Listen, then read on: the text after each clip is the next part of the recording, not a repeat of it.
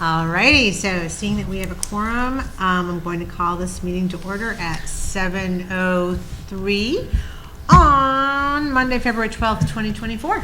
Thanks for coming out, everybody. I believe, did Priya make it? I know Priya had a conflict, so it looks like she hasn't made it. So we don't need to do roll call vote. We're officially here. Okay. Let's see. Announcements. We'll start with that. Early voting for the presidential primary starts Saturday, February 24th from 1 to 5 p.m. and continues for, throughout the next week, Monday through Thursday, from 11 a.m. to 2 p.m. in the Morse Hillberg Room at the Town Hall. The personal statutory exemptions deadline is fast approaching. If you meet any of the following requirements, you may qualify for a personal statutory exemption. Is this on what? Your property taxes? An exemption on what? Or whose announcement is this? Kelly's says it. Okay, so it must be on assessments and your taxes. Okay. Okay, so you might qualify for an exemption if you are over 65 with limited income and assets, if you're a widow or widower or a surviving minor child, if you're legally blind, if you're a veteran with a service-connected injury or disability, or if you're a surviving spouse of a veteran who died in or as a result of combat. An application must be filed no later than April 1st with the assessor. Exemptions are granted on a fiscal year basis, and applications must be filed each year. If you think this might be something that applies to you, there is more information located on the assessor's webpage. The Strengthening Police and Community Partnership Program has been scheduled for March 16th from 9 to 3 at Blanchard Memorial School. Lunch will be served. Please be sure to register online. The entire community is invited, so look at the town website for additional information. Rajan, is this on like the front page of the website or on the police department's page, or do we know where it is? It's on the police and it will be on ours tomorrow. Yeah, it's on the police and it'll be on our page tomorrow. Okay, so the front page tomorrow and on the police department's page now, if you felt like dialing in. The Boxborough Company of Minutemen will hold a company meeting on Sunday, February 25th at the Boxborough Community Center located at 30 Middle Road, starting at 8 p.m. Does anybody have any other announcements? Well, these are announcements, not committee reports. Announcements. Okay. like your office hours. When are your office hours this month?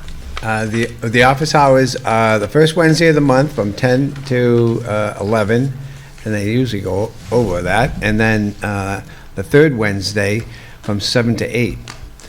And PM? 7 to 8 p.m., okay. Yes. That's like right. 7, Yeah, we're not getting there that early. But actually, there were 6 of us at the table. No way, that's awesome. Yeah, so it was, and Mark White was with us as well. As a community member, or as a member of the planning board? As a member of the planning board. Great. Yeah. Great. So it was helpful because there was a question that came up and he was able to address that. So that's great. Yeah, that you guys could kind of join forces that way. Awesome.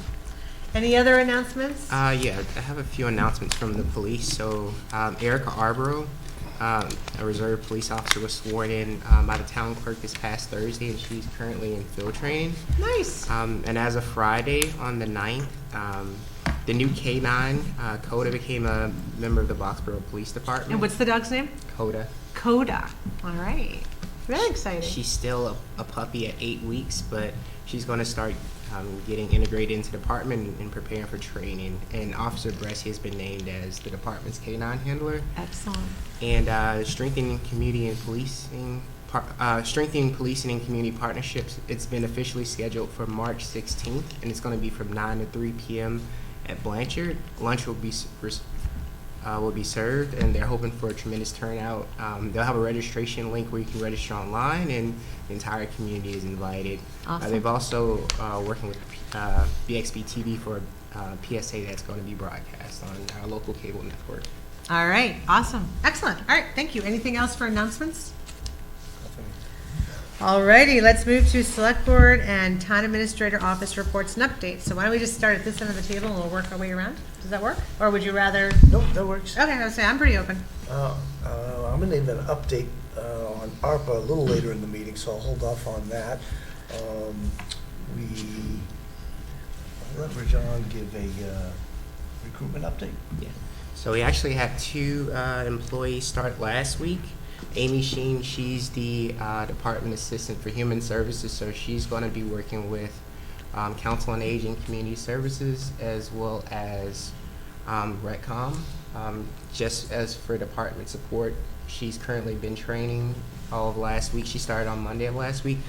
And also the next staff member we had is our very first assistant town accountant, Carly Manning. She started with us last Wednesday. So she's going to be essentially helping out with the accountant office as well as providing some bench strength for the town accountant as well. We're still looking at the local transit operator for our upcoming new transit route through Mart. We're still looking at an associate town planner, and we re-advertised the town accountant finance director position. And we are still taking applications for a police officer. All right, so still quite a few. So, all right, so 2 new employees, and I've actually heard great things about both of them, and I know that staff went all out in welcoming them, preparing their offices and making them feel really welcome to be with us. So thank you guys for that. And then, all right, so we're still looking for a finance director, Yes. assistant town planner, Yes. police officers. Anybody else? Local transit operator. Local transit operator. Okay, so if you know anyone who might be interested in any of these positions, applications, or more information's on the website, right? Yeah. Awesome, thank you. And for, we know there's a big northeaster or nor'easter being forecast for tomorrow. We have employees at Town Hall standing by to see what happens. Right now, it looks like the weather is shifting later, so, we'll wait and see what that does. But, and we'll put something up on the website if there's any changes. We haven't heard anything yet about school. Library is generally on the same plan as school, so if school's, canceled, then probably library will be closed. But we'll keep you updated on Town Hall, but as of right now, we're planning on being open. If we should have to shut down because of road conditions, then folks will be working remotely, we'll still be operational. All right, sounds good, sounds good. Okay, let's see, over the last couple of weeks, have we had a meeting since January 31st? I can't even remember. Did I already update everyone on the building committee? When was our last meeting? That was the last one. 29th? Yeah. Okay, all right, I talked to everybody, so I'm like, all right, who haven't I updated? Okay, so on January 31st, the Boxborough Building Committee met and discussed the various opportunities for sites for the new fire station, and ultimately voted 9-3, if I remember right, Correct. to move forward with the Stowe Road property. So lots of good discussion about that. At the end of the day, it was just felt that based on all the research that's been done to date, that was the best site for it. There's enough room for to do a net zero building. There's room for. So I think the sustainability committee would be thrilled to find out that if we move to that site, that we would be able to do solar. We could look into geothermal. There's also room to expand over there if we need it. So all in all, we just decided that was the best place to be. So any questions about that? No. So we ruled out everything else? There's nothing left on 111? No, we actually looked at 871 Mass Ave. You had asked us to look into that. That was, that's the current Tree Masters site. Too small. Yeah, just plain too small. The engineers are saying we need at least 4 acres. That is 2 acres. We did talk about combining it with the existing DPW. It's right next door to the DPW, but because of the elevations and topography, there really would be no way to marry those sites together to create more usable space. There's also wetlands at the back of it. They were actually open to discussion. And, but there was just, everything. We'd need lights on 111. It would take away from future DPW needs. The site is too small. The topography doesn't support the needs. And the other issue is it's the same as the Lions property across the street. Because there's the dip in the road and a curve and 2 hills, it's actually not safe for the fire department or actually anyone on 111. If fire trucks were pulling out, by the time somebody coming up the hill and around the corner saw that fire truck, they'd be jamming on their brakes. So all in all, that site was just deemed as not not viable at this time. No, We did yeah. look into it. Yeah, no, I appreciate that. I'm aware of that, but I guess I'm just asking, there's nothing else on there, right? There's nothing else on the stretch that we could, No. that we could consider? Because I would feel bad that if we, kind of clear that whole area and put the fire station, and all of a sudden, somebody's property comes up for sale, and so, oh, that would have made a great fire station. And it's like, oops, so I just want to make sure that we've thought it through. I did, again, being the newbie on the board, I did check with everybody, and there is nothing else on 111 that would make sense for this. And no one looking to sell at this time. So, no, we do not believe there's anything else on 111. Okay. Do you know of anything we don't know? No, I don't. I say, if you know I something, don't. bring it on. I'm just asking the question because it's Yeah. like. No, we because we understand that 70 and 72 Stowe Road isn't perfect, but it is virtually on 111. That, the intersection is going to need safety improvements. We understand that. That probably needs to happen regardless, because you've got, Middle, Stowe, and 111 coming through. So it just seems that that's, right now, it's what we've got to work with. So. Okay. So we will be moving forward with all kinds of things to prep for town meeting. And actually, one of the things we will need to talk about is negotiating with the housing board for the terms for the municipal agreement we'll have with them, and actually even, purchase plans, whether we're buying it all at once, whether we're doing it over several years. We have a lot of budget implications right now, so we will be looking to put together a subcommittee to work. I'm thinking 2 members of the select board, 2 members of the building committee. I mean, not building committee, housing board, and Mike, and unless you had different ideas on who should be on that. No, that makes sense to me. Because it's basically the housing board and the select board negotiating the terms. So we need to get on that. I know that this has been a search for, I think, the last 15 or 20 years. Yeah.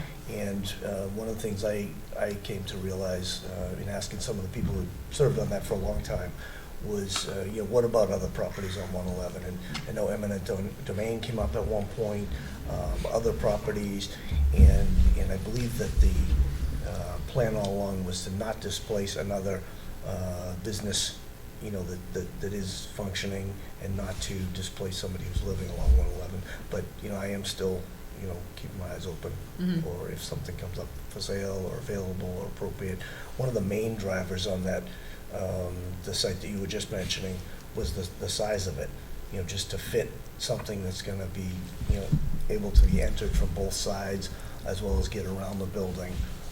Not only is that site very small, but it's also very tight. You'd have to put a fire station sideways. Yeah, the frontage was really, really narrow. Yeah, and even to put it sideways, there was barely enough room to turn around. And that's the issue that I think they've been struggling with one of the other sites, is just barely being able to turn a full-length fire truck around to get in and out of the station. Yeah. So, and this site is actually smaller than the other one that was being considered. Yeah. There's also been quite a bit of talk about why aren't we using the current fire station site? Why can't we tear it down, put a bigger piece there? It's a pre-existing non-conforming, and it's the same thing. It's just plain not big enough. If you look at the footprint of what we need for our current vehicle, or for our new vehicles, but the footprint necessary, we'd have to pull it so far forward, there really wouldn't be room to get safely in and out of there. Again, it comes down to size. It's just acreage-wise between wetlands and upland and acreage size. It's just not big enough to do what we need to do right there. Now, again, because there's quite a bit of chatter about it, and me being the new kid, I know that a lot of research was already done, so we will pull that together, and we'll have our engineers also explain why it's really not a viable site. I mean, we also have just the simple dynamics of, if we tear that down, relocating all of the equipment, relocating all of the personnel, the costs associated with that. There would be no savings doing that. It would help us condense it into the same location. We've really enjoyed having all of our public buildings right there, but it doesn't save us money, and it really doesn't solve us our space problem. So, but we'll definitely pull that together into more of a presentation that we can share. So, all right, that's that. All right, and then this past Saturday, Wes, Dave, and I spent the day with the Regional School Committee, the Acton Finance Committee, the Acton Select Board, and community members, staff members, administration, et cetera, to review the budget. at the end of the day, after going through everything, it was very similar to the presentation that they already did here. There really wasn't anything new brought up, but it was just another opportunity to listen, to learn. The regional school committee did vote to reduce the budget by $1 million. They're looking into it. Oh, they proposed it. I'm sorry. What's that? They're gonna vote on Thursday. That's right. I'm sorry. My mistake. Yes, they proposed it. Look into it. Right. They proposed cutting $1 million. Now, that's not $1 million off of Foxborough's assessment. It's just $1 million out of the gross budget. But, you know, I did appreciate that the board heard the financial pain that we're in, you know, that there is a need to be looking at every single dollar at the regional level, and we'll just see where it goes. But that's just my perception. We were all, everyone, you guys were watching, you guys were here. Do you have anything you want to add to that? No?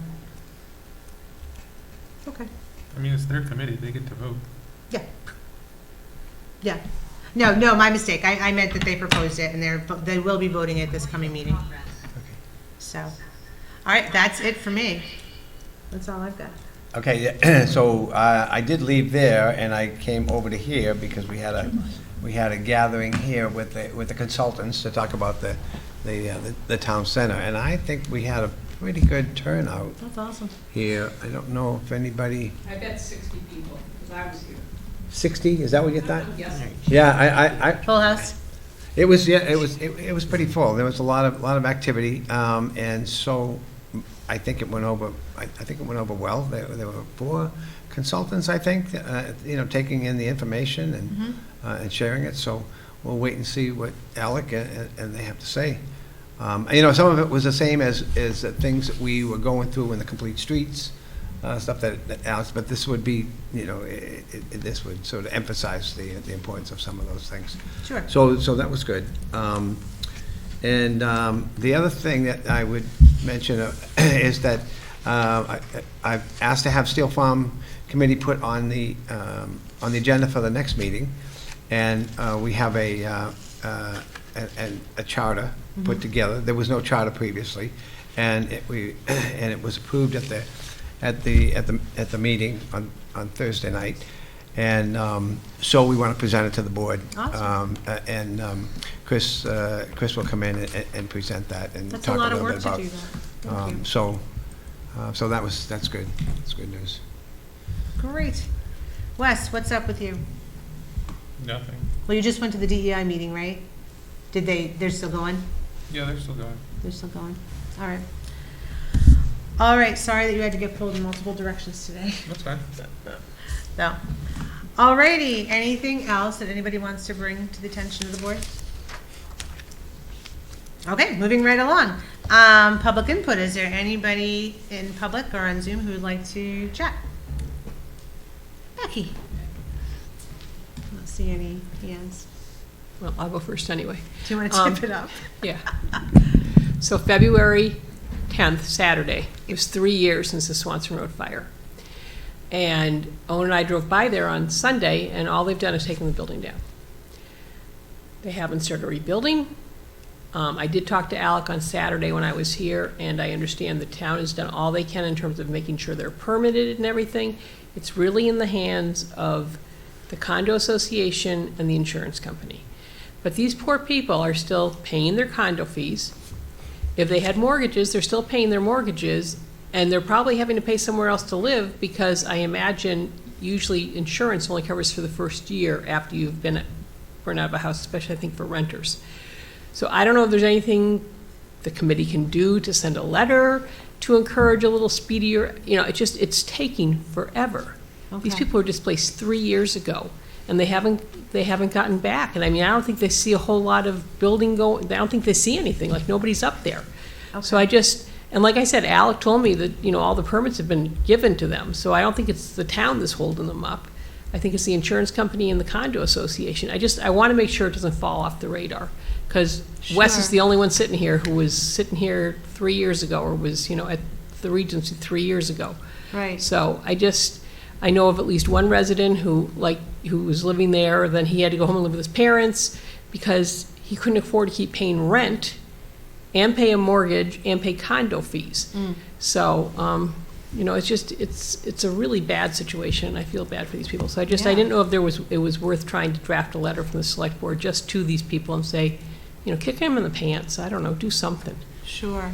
okay? Just- I see that the fire chief's on. Sean, do you have any input from the fire department's perspective on any of this with insurance? I mean, do you have any knowledge of what's going on in Harvard Ridge? No, basically that's it. It's all on, they're just waiting. We're not sure why they're waiting. I ask every now and then, and Ed at the building department doesn't know what the delay is either. Okay. All right, so, I had a conversation with Barbara Burt, who's also Okay. on, oh, yeah. to some degree, saying, is there something we can do to help to move this along?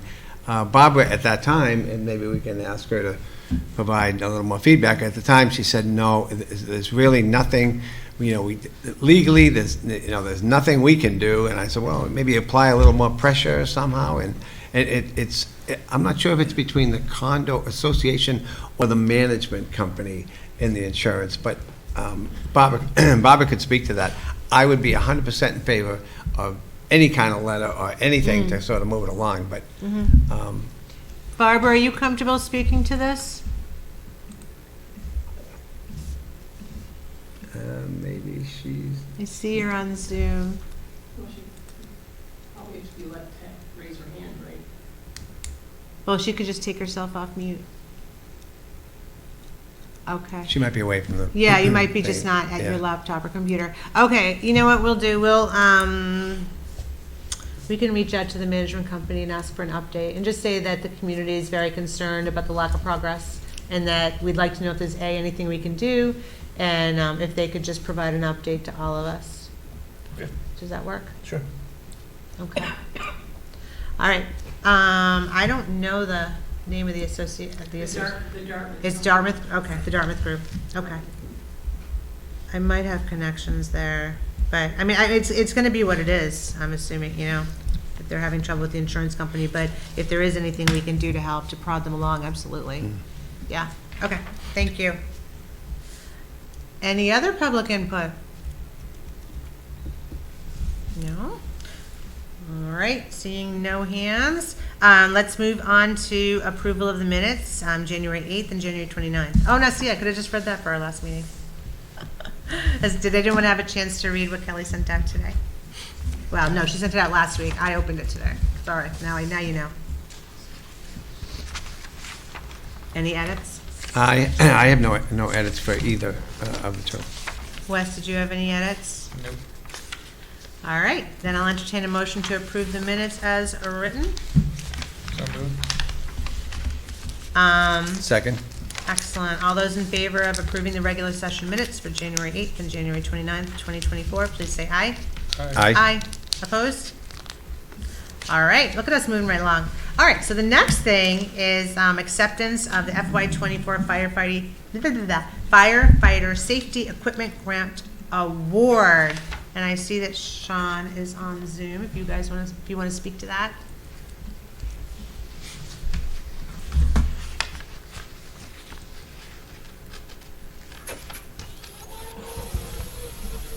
Yeah, it's an equipment grant they put in several months ago. We were just waiting to hear back on, and they finally started to award the money for it.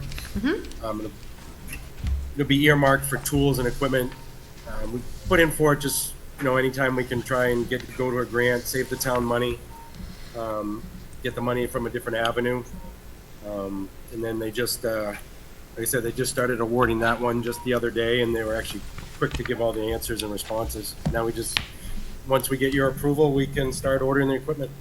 Awesome. Yeah, the letter's dated February 6th, so they got it right out to us. We have been awarded $5,986.17 for funding firefighter safety equipment. So that's exciting. Does anybody have any questions for the fire chief? No, so he can't order that until we approve that, or is it just the chair here? So the board needs to vote to accept it, and then I'll sign it, and then he's good to go. Okay. And then we need to provide our, W-9 and all that to the state, and then they'll send the grant to us. Does that work? It sounds great. It sounds good to me. And congratulations to Sean, on that. I think that's a great, opportunity for you guys and the town. So I move to authorize fiscal year 2024 fire safety equipment grant award in the amount of $5,986.17 for the purposes stated herein. Second. All right, any further discussion? All those in favor, please say aye. Aye. Aye. Opposed? All righty, so we'll draft up the paperwork and get it off to the state. It's all signed. Up, done. There you go. Boom. Talk about efficient. All right. Awesome, thank you. Okay, next thing on the agenda, 2024 presidential primary warrant approval. All right, and I know Becky included a letter to us.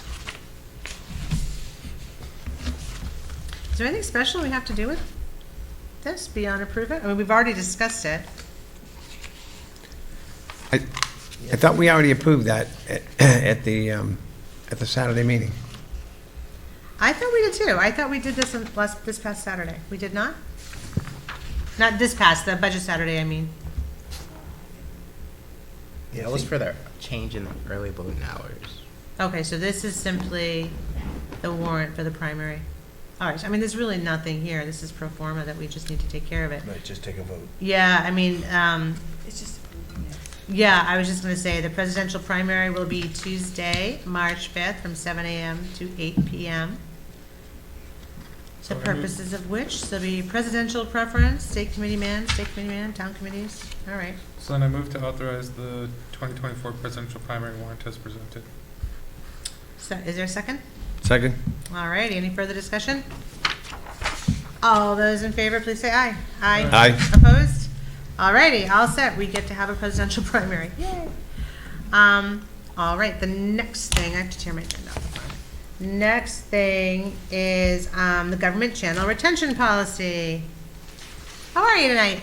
Good, how are you? Good, thank you. Thanks for coming out. Thank you for having me. Absolutely. So we have your presentation, and yeah, take us through it. All right, I'm Mark Crory, Executive Director for Littleton Community TV, for those of you who don't know or are at home watching and wonder who I am. That's who I am. So I thought we'd just go through the first three wordy slides tonight, and I'll just read them through. If you have any questions, we can talk about that after, and we'll just have a couple of points to make after that. So the BXB-TV retention policy, the background, we're trying to solve the basic problem of how much data to move from the old video on demand to the new video on demand cloud environment. So this little presentation is about the retention recommendation from us, the time frame to get it done. And then there's a couple of other backup slides that you can look at. We don't have to go through in detail. So the retention policy recommendation from us, it's our recommendation that a sliding 2-year retention policy be established for video data. Transitioning to the new VOD on-demand cloud portal for additional meeting viewing requires Boxborough to decide how much of the current video data should be copied to the new portal environment due to space concerns. For example, this would mean that the new on-demand cloud portal would have videos from 2022, 2023, and the current 2024 year. And then as of January of 2025, the video data from 2022 would be deleted from the cloud portal. And we would back that up onto a hard drive, so it's not deleted forever, it's just from the viewing public. The time frame for this is to start the new video on demand cloud portal transition. We need the select board response to the retention policy recommendation by February 26th, or tonight. The proposed retention policy wording would then be added to the existing government channel policy of 10/21/2019 is when we came up with the first policy for that. So that's basically it. That's our recommendation of keeping, a sliding 2-year window of programs from the past that people have access to. You had mentioned YouTube. Acton has a YouTube channel. Littleton does as well. I'm also proposing that I start up one for Boxborough. What we'll do with that, which we almost are done in Littleton, we've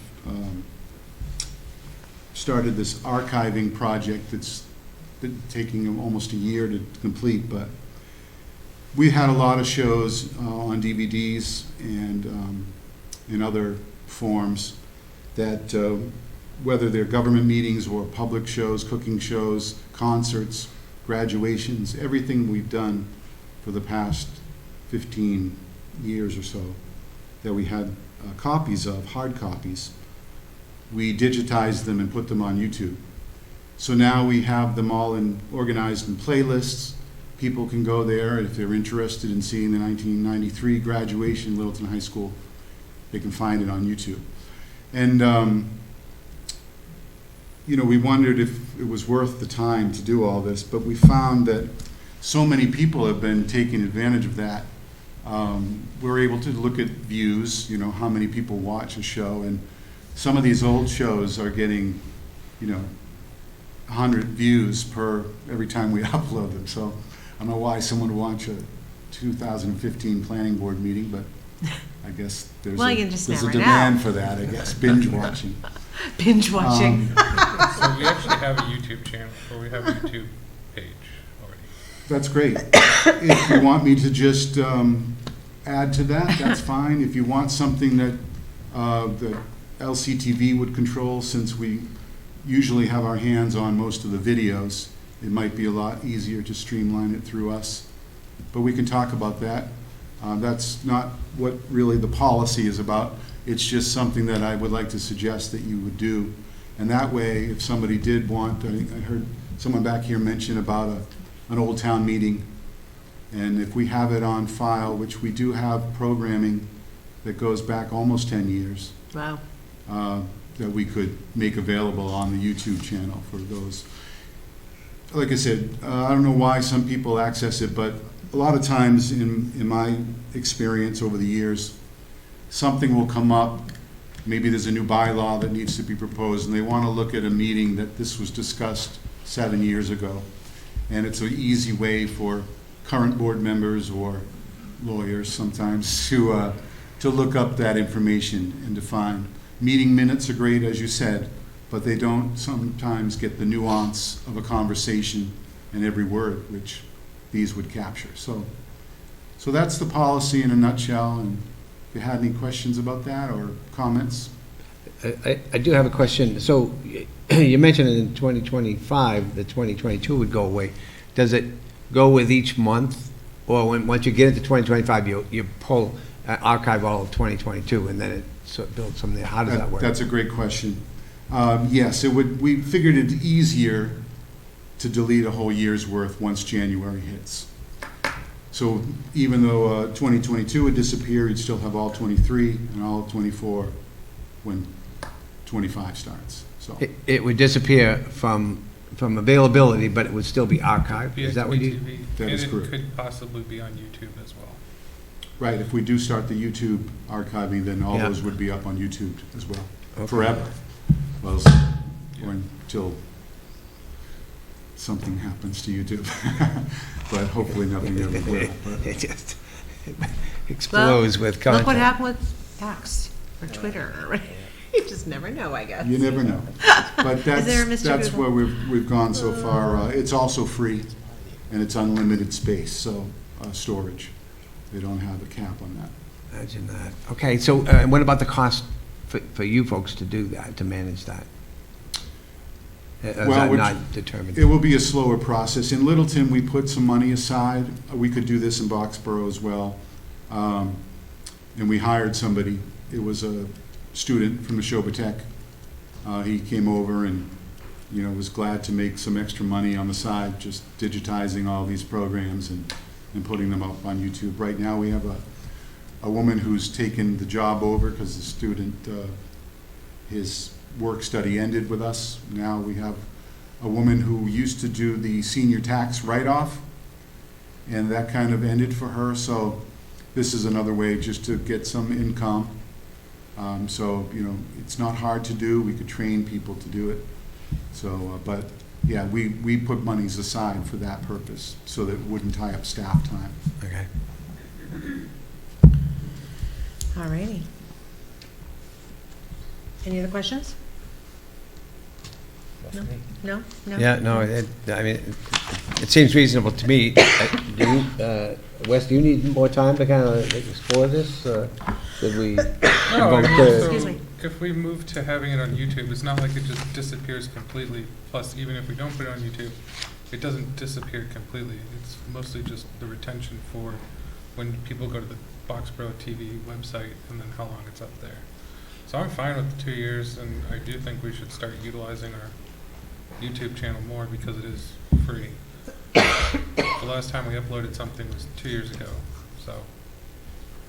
Who, was that something the previous board was actively No, I engaging in? didn't.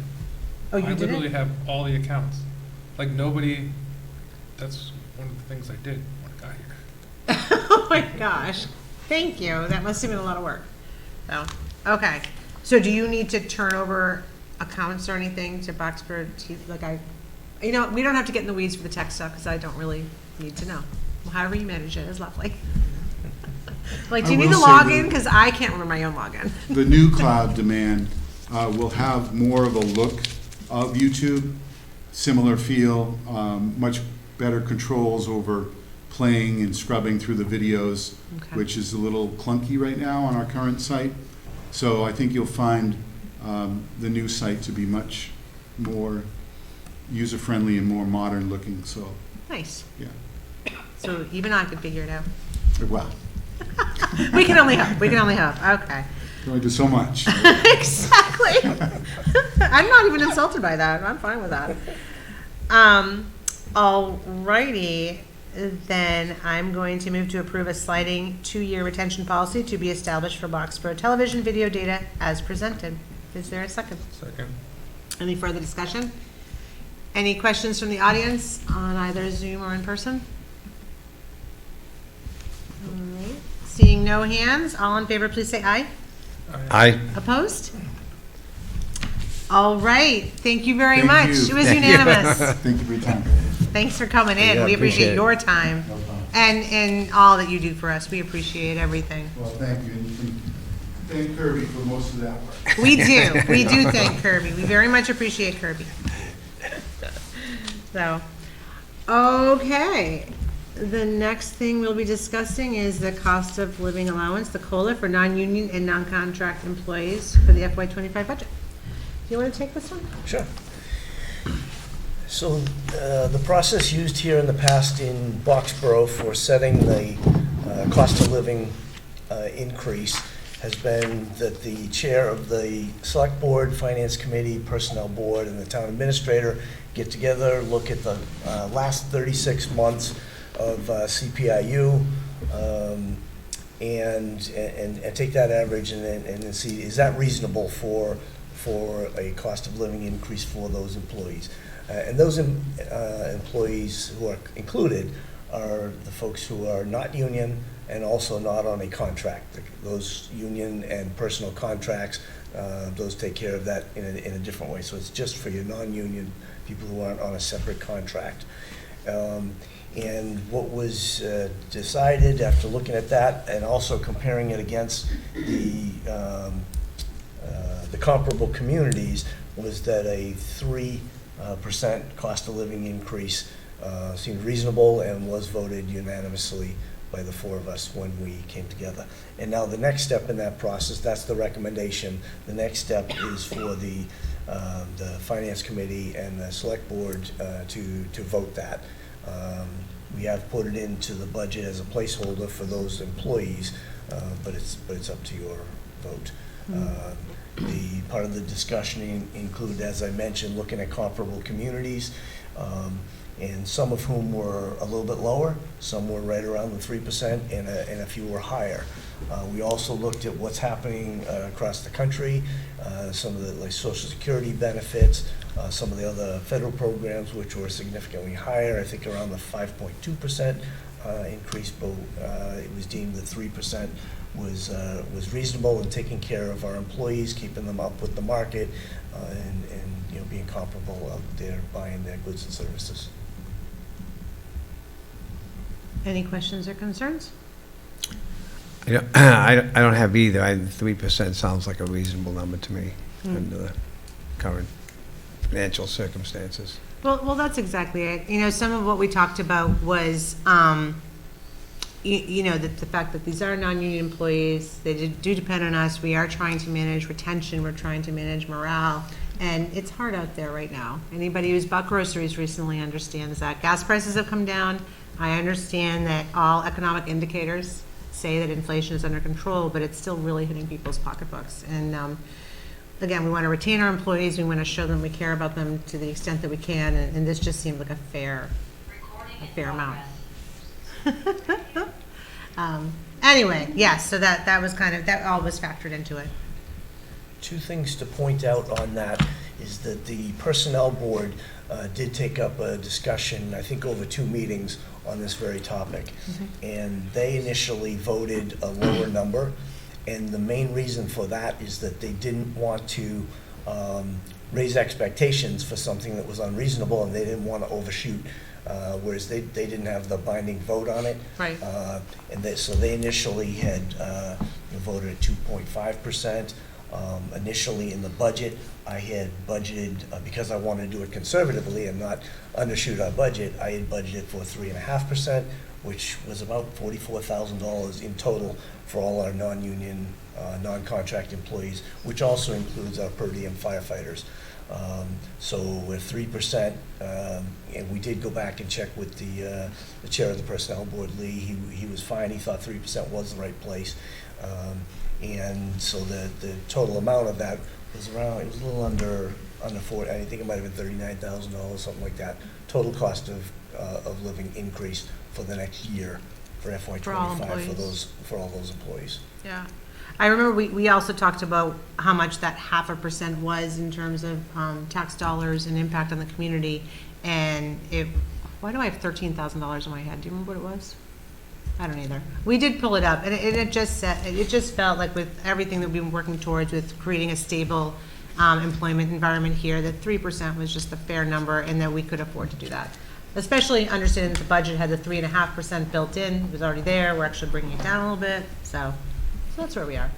And for reference, last year's vote for the same thing was at 2.9%, and we know from the time that was voted, the inflation continued to go up.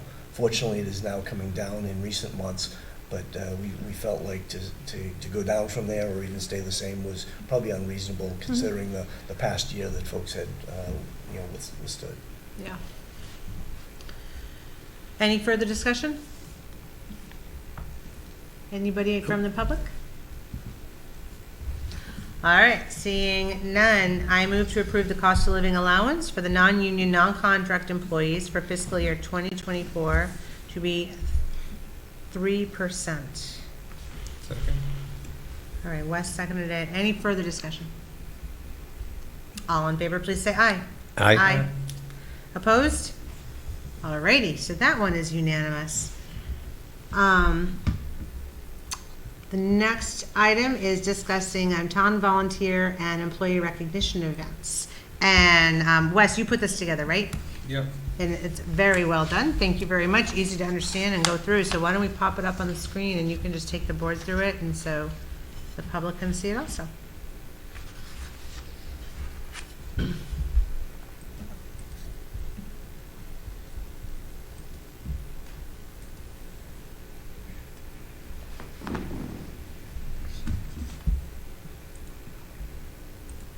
I like the colors you chose. Orange is my favorite color. You didn't know that, but it is.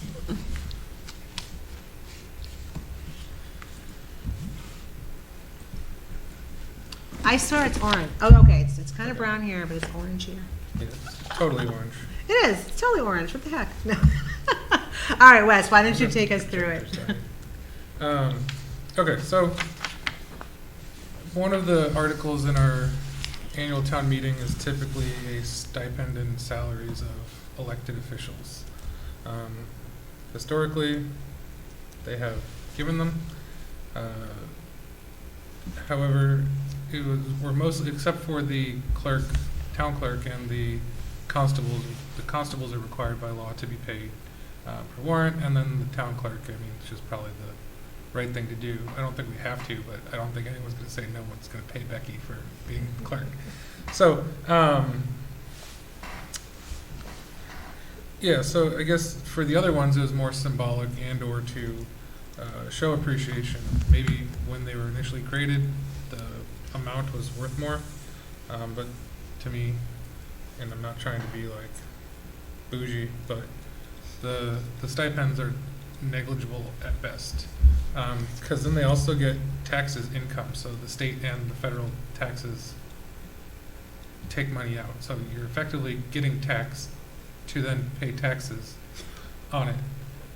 So it, in my opinion, didn't really make much sense, and that there were other ways to show appreciation. And then for the select board, also one year decided to forego stipends and put it into a staff appreciation type of fund. But for some reason, these stipends keep coming back, and I still don't think they're a good idea. So at least this time, I thought we should be at least a little bit more deliberate. And so last year, the voters removed it under the promise of showing appreciation, and that would be forthcoming, but understanding that this was not really the best way to show appreciation. And so if we actually look at the different groups, yes, I also forgot the library board of trustees on the elected officials, my bad. I'll just- Board of Health. And the Board of Health, yeah. They do things. But so, we also, effectively, if we look at this from a marketing perspective where we try to segment or try to gain the most leverage or impact, you kind of create these target groups. So one is the elected officials, then there's volunteers, and then there's town staff. And you could make the argument that two of these groups are essentially volunteers, and one of them, this is their livelihood. And so looking at these target groups, or the next one, thanks. So looking at these target groups, we kind of have different, each of them have like different concerns, right? So now our town hall staff is kind of more representative of our general, no, that's not true. The town hall staff is actually skewing younger, I think, now. And so they may or may not want to come in for events on the weekends, right? And so, and also that being said, elected officials and volunteers might not want to come in for a event during the business day. And so we have two different groups, and also some people, the volunteers, even the staff, might have kids, or no kids yet. They might have kids, having kids, and kids in daycare, kids in high school, and they're different kind of life stages. And so being deliberate in recognition rather than trying to just do a one-size-fits-all luncheon is, I think, a better approach. And so by being able to differentiate the recognition, I do believe that it becomes a bit more inclusive, and that we can either do things or come up with ways of recognizing people that, because like even every different board and committee might want something different, right? So like the sustainability committee might like a tree planted in their honor, like in their name or something like that, like at Steel Farm. I don't know, but these are just things of ways that you can go about recognizing people's contributions of time and effort to the town, which are different than, let's say, and differentiating them, recognizing that people are different and in different life situations. And so the other approach is the unified approach, unified recognition, where you just say, okay, we just have one thing that fits everybody all at once. So I hear what you're saying, because I believe we do two different events. You guys can try, we had the holiday event in December, a luncheon during the day, and then in the past 7 we had a barbecue. So the volunteer barbecue was put on by previous select boards where they would just take their time and make stuff, but then at that point it was the select board serving all the other boards and committee members. And so then that could also be like, why are we doing that if we're double volunteering in that aspect? And so I think that's what the main purpose of waiving our 2,000, like effectively it was collectively like 2,500, or no, it was 2,000 because it was 400 per person, 5 members, and so that was intended to go to like these appreciation lunches for the staff and all of that. But we have not necessarily, and we've also kind of turned them into appreciation lunches where any volunteers that want to come in during the middle of the day can come, which is fine. But I guess because these keep going on into the warrant, I think we either need to be deliberate in saying, yes, let's just give stipends and then do that, or be deliberate in some other way. Because if these just keep coming back, for me, it's kind of annoying. But I also don't really see nobody volunteers for a $400 stipend. Like, if I did that, like, I would then be valuing my time at pennies on the dollar, because not only that, but then I get taxed on it. Right.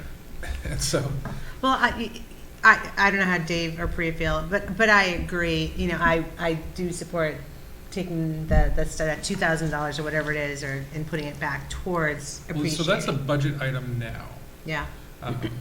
And so we could. But I guess this is kind of like looking at it for, or here, can we go to the next slide then? So I guess the next question is really, or never mind, keep going. Next. So yeah, so the main questions I guess I wanted to pose was, do we want to have unified or differentiated recognition? Another question that came up at the Diversity and Inclusion Committee meeting was, do we need to have volunteer recognition? Or should it just be for staff and employees of the town? I don't know.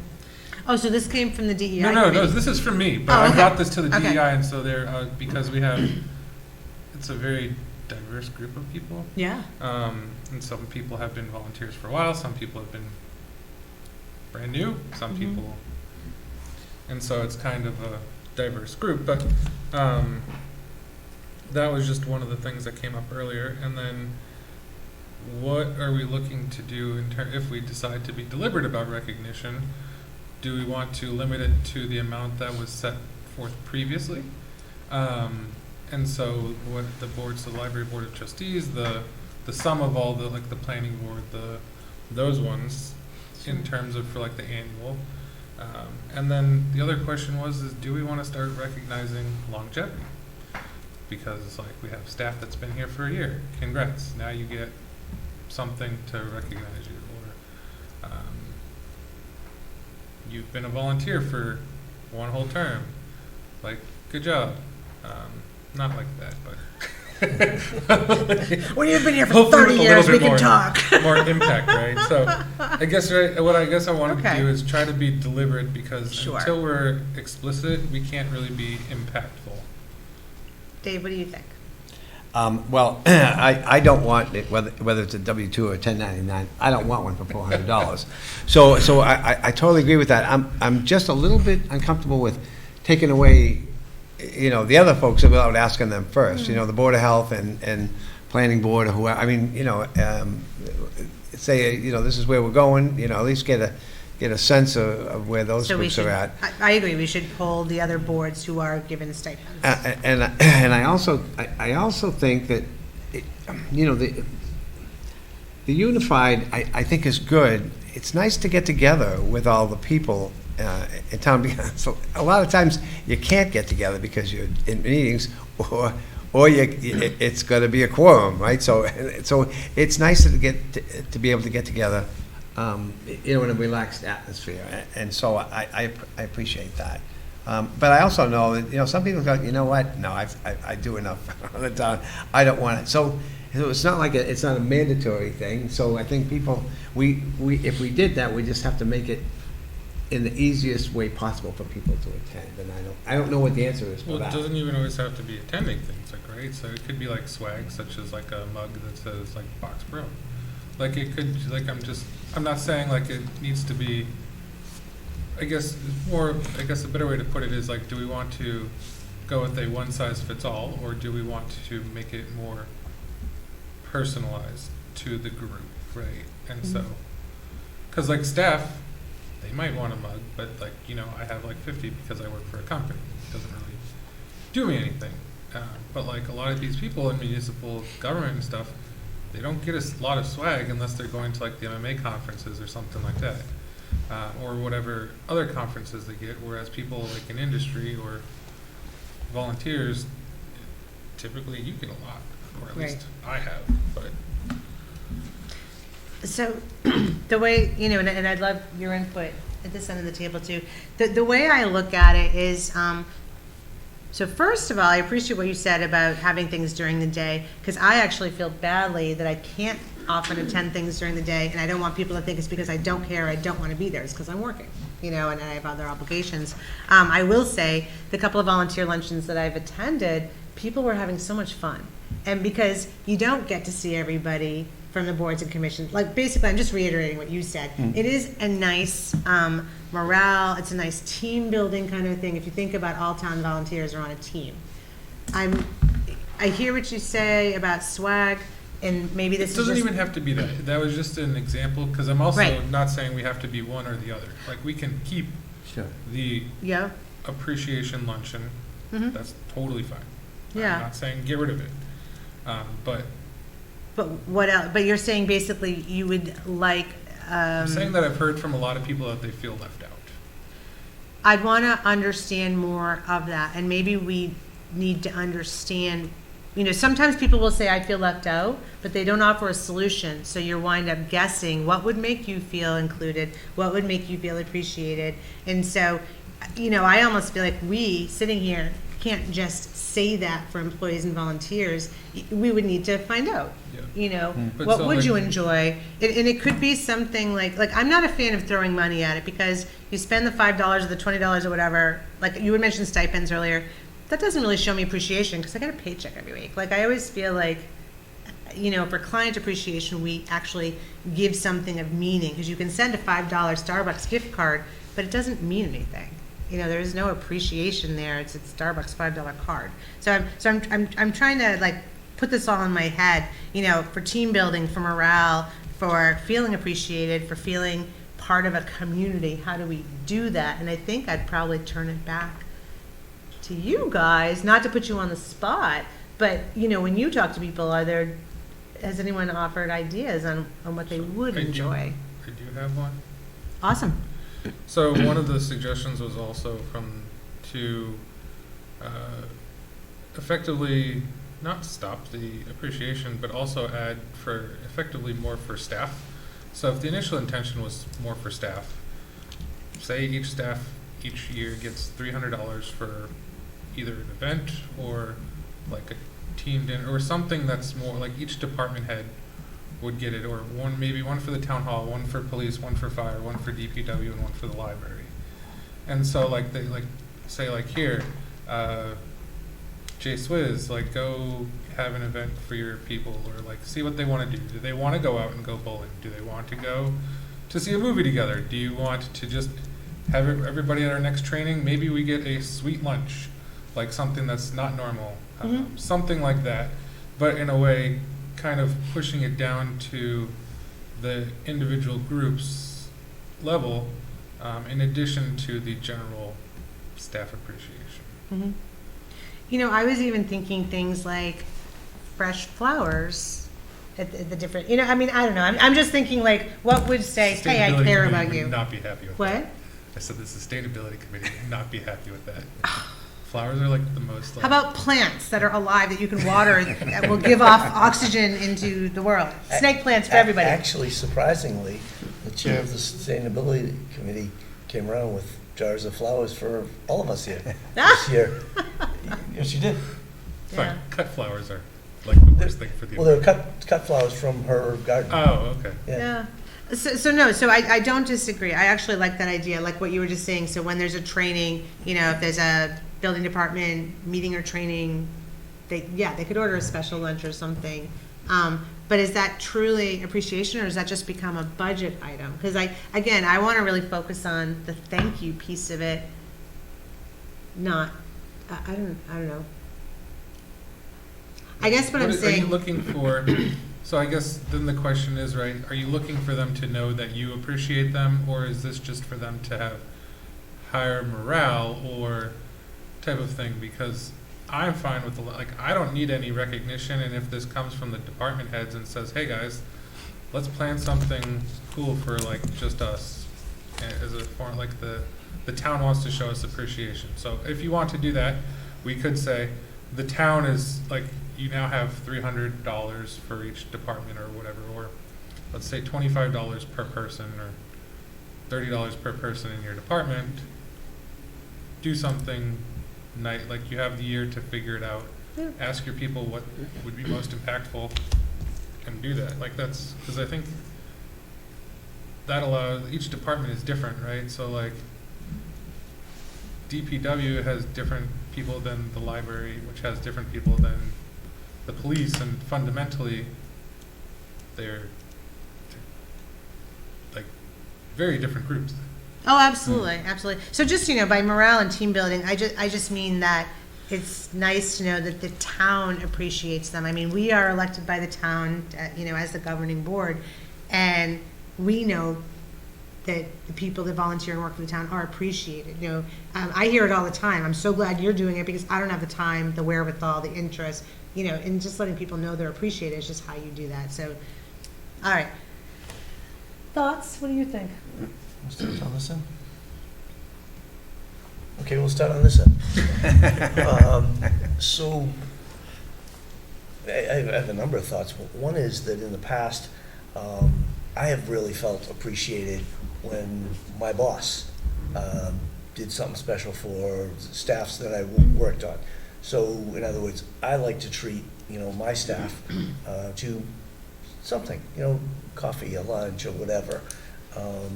And I think at least people that I've worked with and around have liked knowing that the boss is paying for this.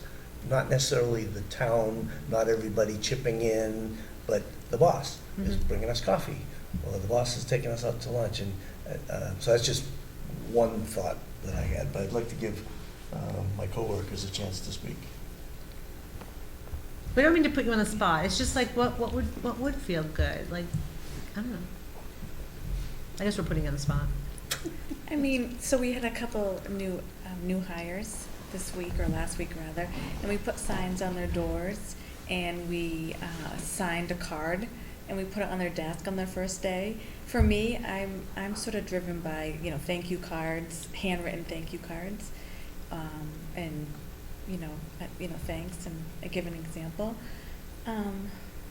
Well, I know you took the time to clean that office and decorate it, and you and other staff members did that to make them feel welcome. From here, the welcome on the first Yeah, day. the and it's still welcome there. sign. Mhm. I mean, I like the ideas of the lunches, but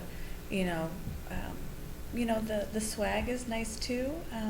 But I think everyone's opinion is so very different that it's hard to sort of see what, depending on staff or volunteers. I think if I was a volunteer, I may not necessarily think of that I would want anything material. I'm not. As a staff, I guess I feel the same way. I don't. Right, so you personally don't feel like you need something material. It's more the expression, it's the feeling, it's the message, it's not the object. No? Yes. But I do appreciate the board giving their stipends so that we can do something. I think that's very nice and generous, and it's just a matter of what to do with that money, It's very individual. Yeah. Rajan, what do you think? Especially from the HR perspective. I mean, is there anything we should be thinking about from that perspective? Yeah, I think something that, especially if we want to kind of build consensus and morale, is a few things we can look at, I would say more so from the staff perspective, not only throwing events, but kind of like what Wes said is, like having different things.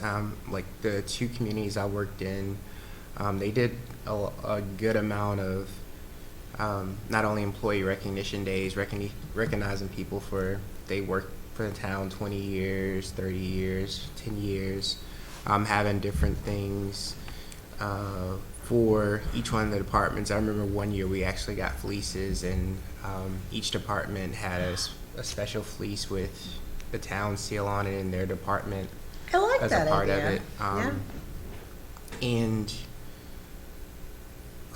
for like employee recognition day for each person for their longevity. I remember one year we gave like teacups with the town seal on them, and different thing. One year we actually gave like the things you wipe snow off with, like with the town seal. So those different ways that they invested in the employees, just to kind of, that was just a way to kind of unify the group. Like people took a lot of pride in wearing their fleeces. Some people wore them every day, and just I would say it's the small investments for staff. We did larger things, like larger events for like the volunteers. We did those as well, but from a staff perspective, like I would say a combination of not only the recognition days or different things like that, but also having like things like a fleece, like we did the town pins, ways to help people feel like they're part of a team, help them to feel like they're part of a group, and having things that kind of showcase, hey, I'm part of the Boxborough team. I'm part of the team, yeah. Okay. So that's going on now? Is Other there towns, a? Other you did- towns. other towns. Oh, in other you are. towns. Oh, Yeah, okay, I was all gonna right. say, But bring so, your like, I background. was thinking even like the Yeti Rambler with the seal on it, and just like even for like the nice like first day, here you join Boxborough, and now you're like, to I think where John's point is just providing belonging or a sense of belonging. Like you go in college, like everybody that's in a fraternity or sorority, you won't wear stuff with your thing on it, and it kind of creates that camaraderie and belonging. Okay, any more thoughts? So what I wrote down is that we should poll the other folks who get a stipend to see how they feel about their stipends, if they would like to donate them or keep them. We have done that in the past. And it's about 50-50 split, where 50% of the people polled want to donate it and the other 50 would like to keep it. It's about Yeah, I was gonna say it was like 75-25. Like not many of the people kept it. yeah. And it changes, if it will change often depending on who's on the board and who gets Right. reelected, and it changes year to year, I would imagine. So I guess, all right, so I guess instead of a poll, do we make a decision? Because I did that at town meeting last year, and everybody, or mostly voted Yeah. to remove them. We had 2 long-term volunteers in the audience. Do you guys have any input? There's finance committee where she got something. I said, working my way over the microphone. So just to be clear, we didn't budget stipends this year because we were under the impression that last year when it was taken out, it was taken out. That was my It was impression done. too. Right. But then I started hearing quite recently, well, it was a 1-year thing. So we haven't budgeted any stipends for anybody. We do have budgeted under the executive offices $2,750 for events. That was stipends that we took and put there. So whatever you end up doing, if we could do it within that amount, that would be great, because it's really, really hard, given where we're at, we know, right? To spend any more money? To spend, well, on mugs, and Yeah. I don't think it's a bad idea, but you have $2,700, $2,800, so that is in there already, and it's under events, but you can use it for whatever. Okay. And it's under the executive. But we I would say did it's not- under TA's budget, Yeah, right? so we did not budget stipends because we thought they were taken out last year. Wes went on town floor and we took them out. Okay. I Somebody do, needs to look at the minutes. last yeah, year. maybe. Well, no, on but the- you know what, if it's not in the budget now, I'm kind of inclined to say, all right, there's $2,750. Now, I know that Mike has been using that, in ways to show appreciation to different boards and commissions. And that's why it was moved there. And it's a little for that more laid reason. back. I mean, I would feel comfortable putting it back on the executive team to say, you know your staff well, you know, is it a fleece? Is it muffin and coffees randomly, you know, is it acts of service? I don't know what it is, but I'm comfortable letting you take care of the staff that way. My question is, what do we do for volunteers? Because that's a different, first of all, there's a lot of them. Do you? What? The other question is, do you? See, I actually think the barbecue for volunteers makes sense. And I heard what you're saying, that we're volunteers, or elected volunteers, then serving the volunteers, but we're still in a position of leadership. You know, I like the idea of having a barbecue over at the new Liberty Fields where, you know, at 4 o'clock in the afternoon, where people can bring their spouses and children and play and have a hot dog or don't. You know, get something off the ice cream truck or don't. Like, I actually think an event where the volunteers can come together is a good thing. And if they choose not to come, that's okay. But Kristen, I don't think it has to fall to you guys to do the cooking. I mean, I'm with Wes. You guys are also the volunteers. And so maybe the staff when, does the well, cooking. no, I think they've got money. I think when we used to do it, we used to do, like, when I was on the select board, we did Lizzie's ice cream, make your own sundae at Steel Farm, right? Yeah. And like, they brought all the toppings and they dished up and everything else, so the select board and the, you know, everybody could, and you could bring your families. It was a family event. You know, one year we did a soup thing, I think then it expanded to soup and ice cream, right?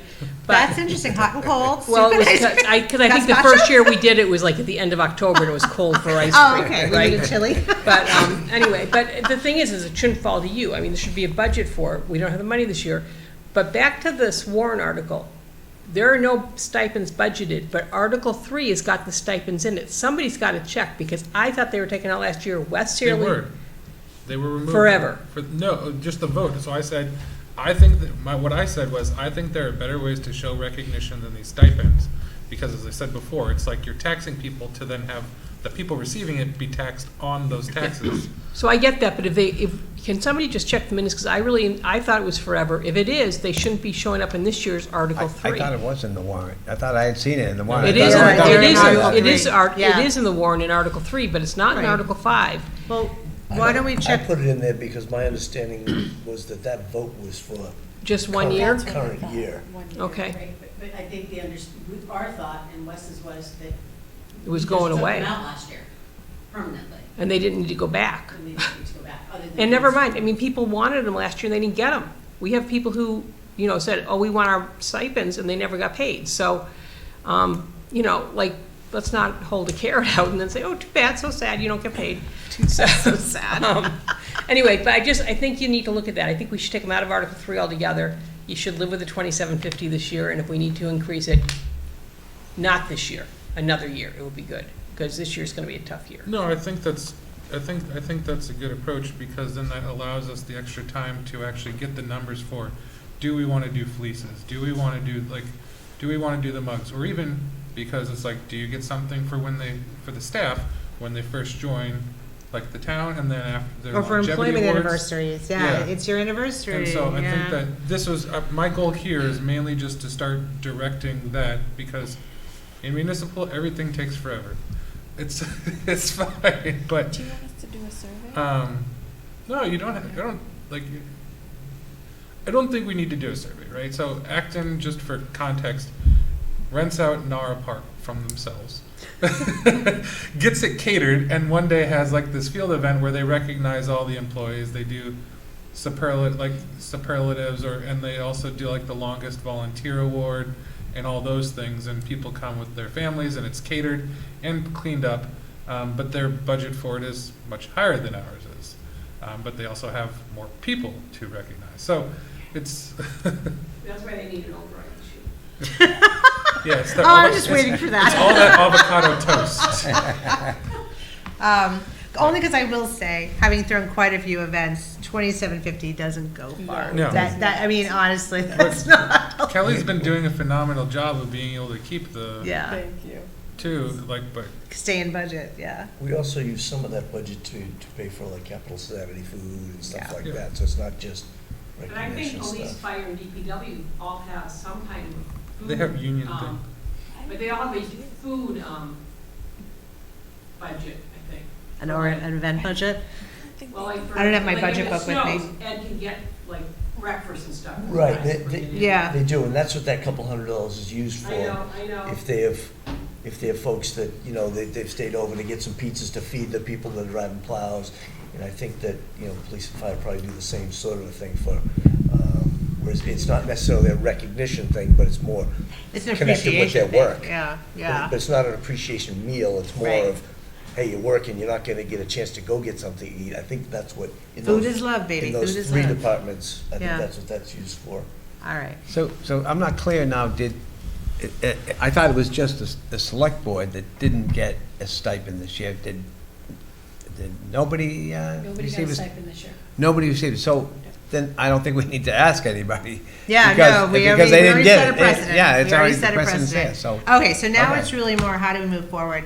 I'll be honest, I feel like the December luncheon could probably just be for staff, and then we do a volunteer, and staff event, again, at Liberty Field or Steel Farm or whatever, do that separately.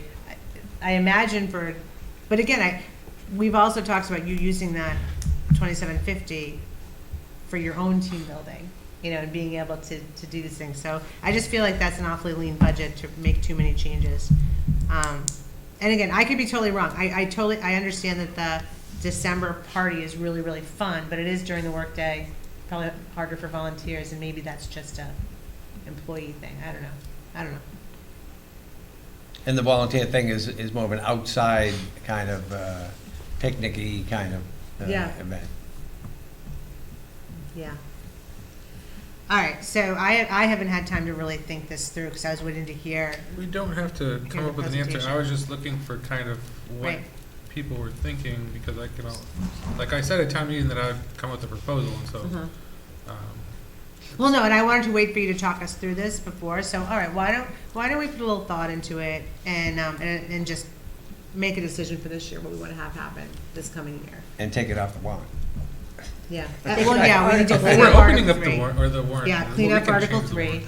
Get it out of Article 3. So It's for not in the now- budget. For now, we've already done the December luncheon. Right. Yeah, Yeah. There's still some money left there that if you want to recognize volunteers and elected officials with a barbecue or some sort of another luncheon or outdoor whatever, the money is there.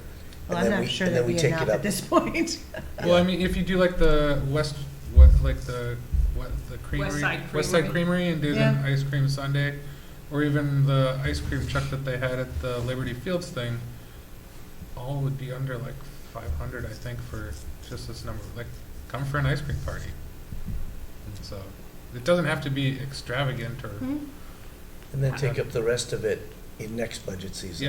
yeah. Or how about, I agree with Kristen, I think people like to get together, right? Yeah. So how about bring your own picnic to Liberty Fields with your family, and we'll provide the ice cream truck. I mean, you could make Yeah. it an afternoon, a weekend afternoon for volunteers and elected officials. Let them bring their own lunch. We don't have to, we don't need to be baking filet mignon for everybody. But then if we say, because of all you do, thanks so much, please come enjoy ice cream on us. I know it's not a lot, but I think it's even the thought of, we're gonna get us together, right?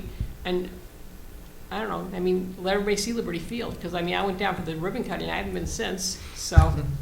I have. I've been pushing on those swings, yeah. Okay, well, and what I think that would actually be fun is if we wrapped into it some kind of an awards ceremony for longevity or anniversaries or, I don't want to make it tiresome and boring. There's that balance of appreciation.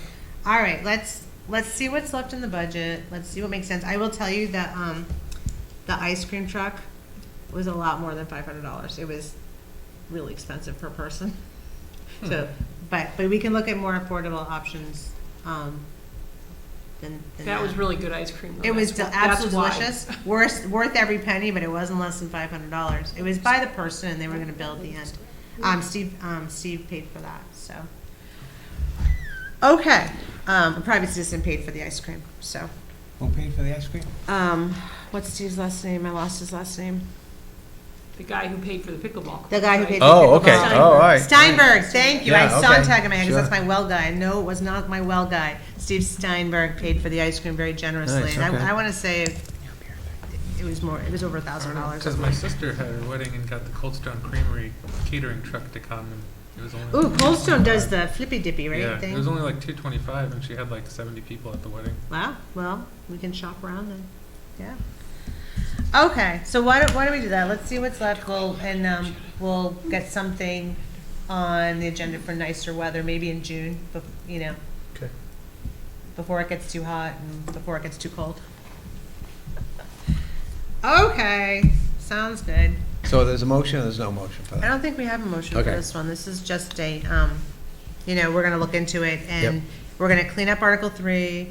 We're gonna see what's left in the budget and we'll come up with a plan for the rest of this year. And then moving forward, you know, we'll leave it to Mike to decide whether, I love the idea of fleas because they're useful, but you get to, you Well, know, it can be, so yeah, it can be fleece, it can even be just like a, if you really want to go bougie, like a North Face jacket. It could be like an LL Bean one. It doesn't really. a Stanley. You can get out of a He Stanley. might not be the answer. Fine. Make we'll sure get- it's a warrant article. I'm then still learning about first. Stanleys. Police is Yeah. one thing, Yeah. a North Face We'll get is everybody like- Hermes, the Hermes jacket. Oh, there you go. There you go. All right. That- so- it's Bring subtle, your it's jacket not, in it's and not we'll labeled. engrave it. So this is going to be something we're going to look into, though. We won't just blow it up. We Quiet will luxury. look into it and try to come up with something. I don't think it's a bad idea, though, is while we're all on our travels, ask people, hey, would you come to a picnic at Liberty if we had one? Hey, would you rather have the holiday party in December? Just kind of start getting some input without making it a formal poll that people have to respond to. We could even ask each volunteer committee chair to kind of, you know, to their committees and boards, just do a quick discussion with the board and get input that way. That's probably the way to do it. Let each committee decide, and if they decide not to answer, that's an answer. Can we do that? Yes, All right, awesome. All right, so I'll leave that in your capable hands. absolutely. We'll take care of Excellent. it. All right, awesome. All right, next thing, Proposition 2.5 budget and legislation update. So we, you know, Wes and I have both spoken publicly to this, that Proposition 2.5 is a somewhat random number. It was simply a percentage that made people happy back in the 80s. It wasn't actually grounded in anything, just like 8 glasses of water and 10,000 steps. It just became the thing. And that 40 years later, it doesn't really meet our needs anymore. So we kind of turned that over to Mike to do a little more research. We talked about escalating it to our reps, but I think you've got some information for us that maybe it's a little premature to do that. So I reached out to the executive director of Massachusetts Municipal Association, who Rajan and I both know well. He's newly hired to represent, to lead MMA this year. So I reached out to him and asked him what's going on with Proposition 2.5 as far as MMA's perspective. I know that's one of the things that was important to you. You expressed that to MMA, and you said that was one of the key reasons that they hired you. So what are you doing? And What are you doing? and he said they're actually looking for a research partner to look into this because before they go to legislature with a bill, they want to have their ducks in a row. So they're actually researching now, and he appreciated us reaching out to him. And he said he would keep us in the loop on what they're doing, and they do intend to propose a bill at some point. He didn't give a timeline, but this is something that he's the former town manager of the town of Arlington, so he's well grounded in this, in the challenges with budgeting in municipal government. So they're going to be looking at that. They will keep us in the loop. And at that point, once they file a bill, then it would be appropriate for us to send a letter on behalf of the town, indicating our support to our state senator and state representative. Because it is a challenge staying within 2.5%. I understand the intent of it. I remember when Proposition 2.5 came around, it was a big deal in Massachusetts. But maybe it's time for change. But they're going to do some research so they can actually have data to back up what they're trying to propose, if anything. Does anybody have any questions or comments for Mike? No, but I appreciate the listing that you provided in here, Mike. It's interesting, the historical I you think know, Wes actually inflation rate. provided that. You talking Wes about provided the that? numbers? Yeah, That that's was great, Wes's thank you for research. that. That's, it's interesting to get that historical perspective, right? And so when it came in around, what was it? So in 27 out of the 1980? 33 years, inflation has been higher than 2.5%. Mhm. Additionally, Social Security cost of living increases have also been higher in the majority of the years. And so it's like, if salary is your primary budget driver, to me it seems somewhat arbitrary and kneecapping or counterintuitive to say, like, right, who's gonna quit? Like, who's not gonna quit if you get offered a 2.5% raise every year in like perpetuity? Like, you get 2.5%. And so that's why you see these contracts coming in at higher. Like, even still, they're lower than what you probably get in the private sector, but oh boy. Mhm. I think that's the hard thing. That's always what I've pointed out is people that choose to work in municipal government have a calling. It's like teaching. It's like being a police officer, fireman, whatever. I think it's a calling to want to serve your community. And Just close the schools. just close the school. Yep, that's why we're all getting phone calls. Or at least I am. Yeah, me too.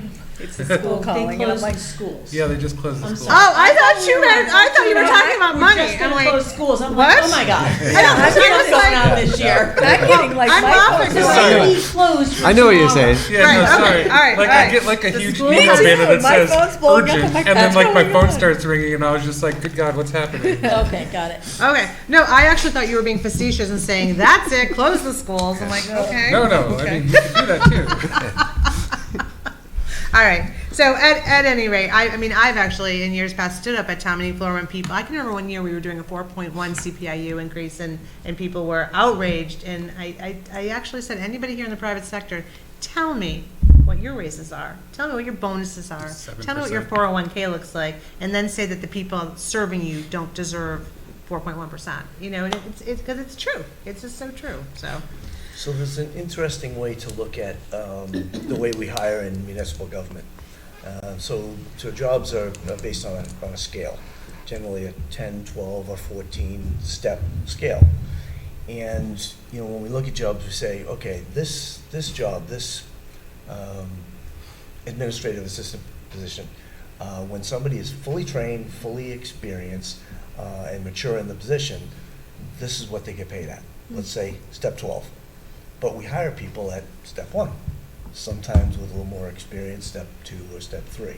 But at the mature end, trained and experienced, here's where we pay you.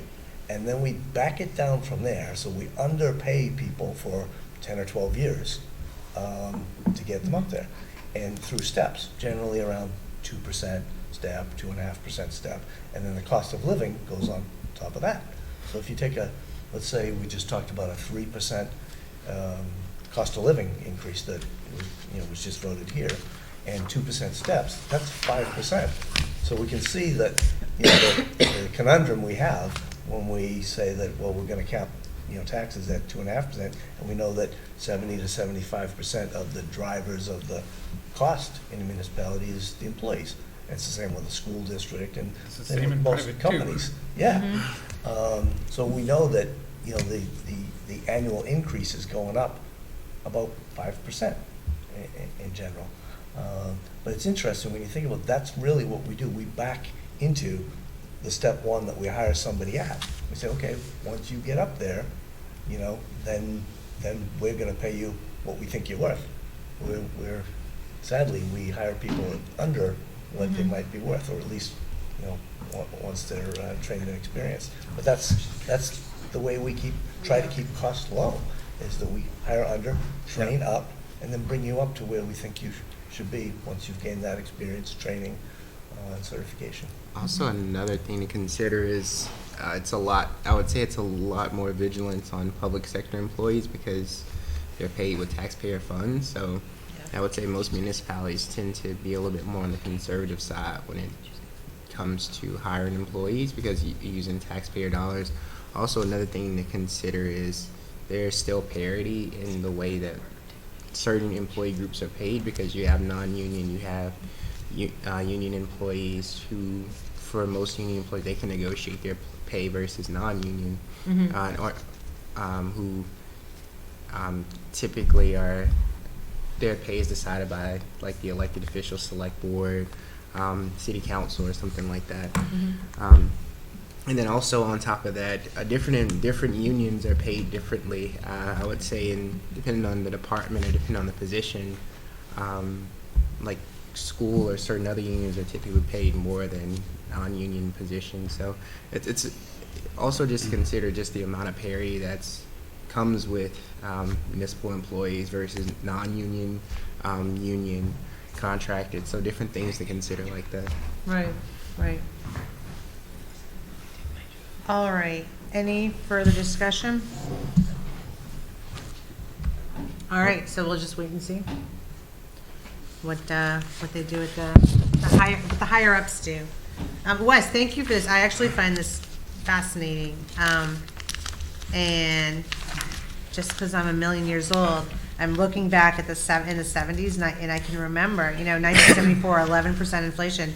That was when we had gas lines and everything, I think. Wasn't that when we all? 74. I can remember Yeah. being in the back of the station wagon in line for gas and, the Cold War, and oh my gosh. And I look at remember that. being told if I wanted to take the car, I had to go sit in the gas line in the morning for my father. Well, there you go. Yeah. I mean, I was a little younger. But then I'm also looking at, 79 to 81, 11%, 13%, 10%. Like, wow. I don't know. I find it fascinating. So thank you. Yeah, guys. you can see why Prop 2.5 came in when it did after Absolutely. those 3 years, right? Yeah. I mean, they were screaming. What's her name? Barbara, I don't remember. red-haired woman. Barbara Red Hair? Yeah, she was from like Marblehead or something. Nobody remembers I don't her? remember that. Sorry. She was the tax. Tax, Citizens for Limited Taxation. Thank you very much. Barbara, and I don't remember her last name, but I can envision her. Yeah, I can see her. It's Right? clear Yeah. as day, talking Yeah. about Massachusetts Yeah, and, yeah. and, limited taxation. Right. All right. Well, it'll Thank be you. interesting to see. Barbara Red Hair. All right. I'm going to Barbara, Google yeah, that. yeah. Think about it for me. So, okay. Next, we need to open up the warrants. We can add a few articles. So I'd like to move to open the 2024 annual town meeting warrant. Second. Any further discussion? All right. All in favor, please say aye. Aye. Opposed? All right. The warrant is open. What are we doing, Mike? So we have 3 articles that I'd like you to consider adding to the warrant. The first one has to do with salary reserve, and that's to fund something that we haven't typically budgeted for. And that is when we have a long-term employee who retires or terminates from the town, we don't budget for, we have to pay out their vacation. No, we don't pay out their sick, or we don't pay out their personal days, but we do have to pay out vacation. And we have identified 2 employees who could be up for retirement in the next year or so, and we'd like to at least put in enough money to pay out the vacation for one of those long-term employees. And that's to the amount of $10,000. Now, the police chief identified that in his operating budget, and through the budget process and even on Capital Saturday, we talked about it. And in fact, when he came to present to the Finance Committee, the discussion was, well, why don't we pull it out of the operating budget where it would be taxed, put there, and then maybe not used if this person doesn't retire this year, and instead create a fund where you could be voted in 1 year, and then if the person, let's say, doesn't retire in FY25, but a few days into FY26, that money would still be there if it's put in as a warrant article into a fund instead of taxing, and then it falls back to free cash. So, I had that discussion with the chief and with the Finance Committee, and that made a lot of sense to all of us. So the Finance Committee believes that would be a reasonable way to manage this? Yeah. It makes sense to me, rather than money Makes just sense. going in and out of free cash. Yeah, we agreed, and we encouraged Mike to do Yeah. that. So. Yeah. And the other advantage there is that it wouldn't necessarily be just for one department. Right. It could be there, now, we don't anticipate anyone retiring or leaving from any of the other departments, but let's say the person or 2 that we think may retire in the next year or 2 from the police department doesn't, but it turns out somebody retires from another department. Well, set up as a fund, not designated for a particular department, that money is there, and then it could be used for that purpose. So the other thought is that, let's say, nobody retired in the next year or two, but we had somebody who was out on long-term sick that wasn't a workers' comp injury that would be covered by insurance, and that also wasn't covered by injured on duty, which is the police and fire 111F coverage. That would be covered by insurance. Well, let's say somebody was out long-term sick and we had to backfill that position, and it wasn't covered by insurance. You know, the thought is maybe this line could also be used for something like that to cover the town's liability for coverage of an extended period of time that wasn't covered under insurance. So that was the thought on that. That all makes perfect sense to me. Any questions or comments for Mike or the FinCom in this one? No, I mean, I know we discussed this, it seems like we discussed it a few times. I thought it was already in there, so I definitely, It was I in the support budget, this. Dave. It was in the budget, Oh, but not in the warrant. but not in the warrant. So Okay, we're Yeah, we taking okay. out the budget, putting it Budget into the Saturday, Yeah. we talked about Yeah. it. Yeah. And adding the long-term sick coverage to that seems, it's logical, it's good budgeting. Yeah. So It gives flexibility. So that's the first thing. All right. The second one we've also talked about and budgeted for, and that's, I'm sorry, it's in the spreadsheet that includes all the warrant articles, but we didn't officially vote it in to the warrant. Yeah. And that was cistern inspections. That's something that we do fund every year, and I think it's Is it 40? It's $40,000. So we've already accounted for that as one of the articles that we're gonna do, but we didn't officially vote it into the warrant, so that's all Why we did need we to miss do. that? Okay. That was because I was looking at the spreadsheet, nope, we got it covered. We didn't actually get the language in. You know why? So- Because it's in little tiny print. You need it much bigger. Right. So all we need to do is, with these other two, just vote that in so that we can officially say, yeah, it's in the warrant. And then the third one is actually voting an article in for language for the waterline extension easement. So we've got an intermunicipal agreement That's not between what the. that says up there. It just came in. Oh, no, okay, I was just looking at the town volunteer and town staff recognition. And this one actually came from Littleton Water Department, so this didn't come from us. It just came today. So we'll scratch that third one that's showing on the. Well, no, screen. hold on a minute. Leave that there for a second. We'll Oh. pick it up after the easement, because I have a thought. I just have a Okay. thought. Okay. So the easement, the Littleton Water Department is working with their attorney.